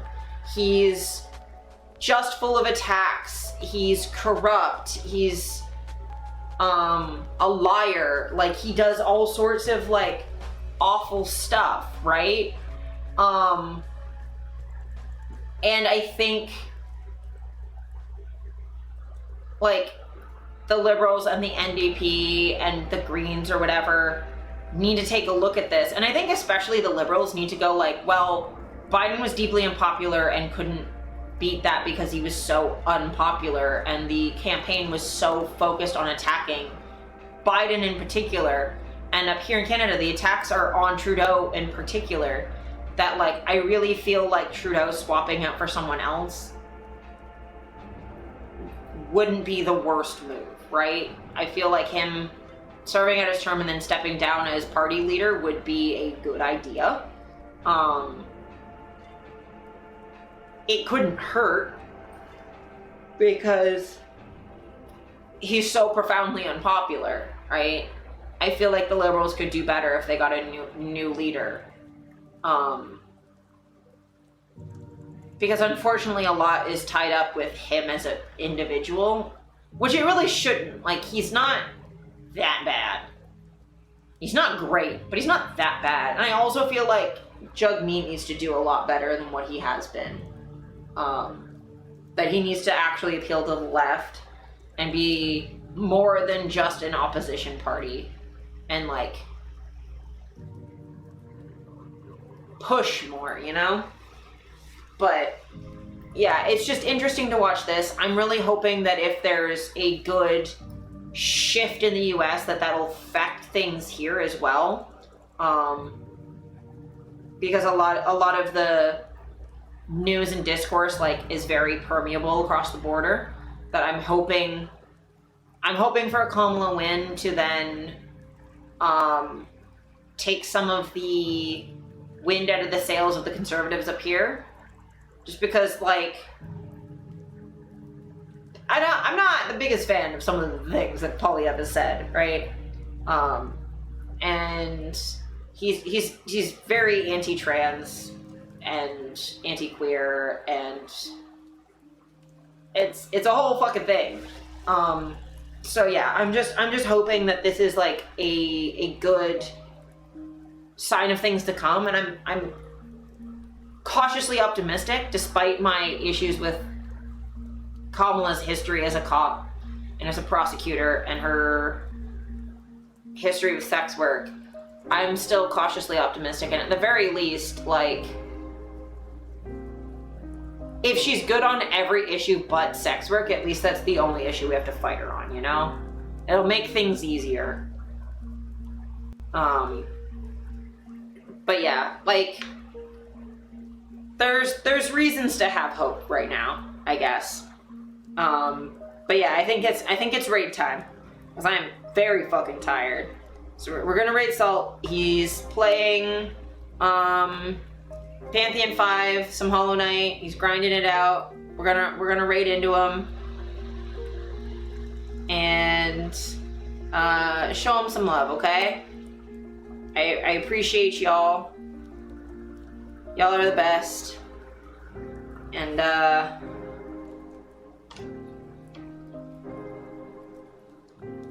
I'm so glad I got to hang out with y'all tonight, and thanks for listening to me rant about stuff.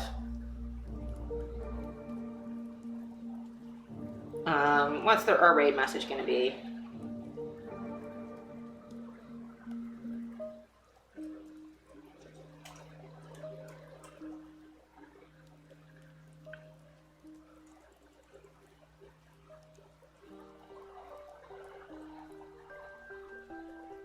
Okay, we're gonna do that because it's a Hollow Knight thing. Don't worry about it. But just take the raid message, go in, say hi. It's okay if you need to like run off after you raid, but at least go in and say hi for a sec. I appreciate you so much. My stream next week, I think, is going to be yeah, my next stream is Tuesday afternoon next week, so I'll be raiding in a week. Yeah, thanks so much, and I'll see you in a week.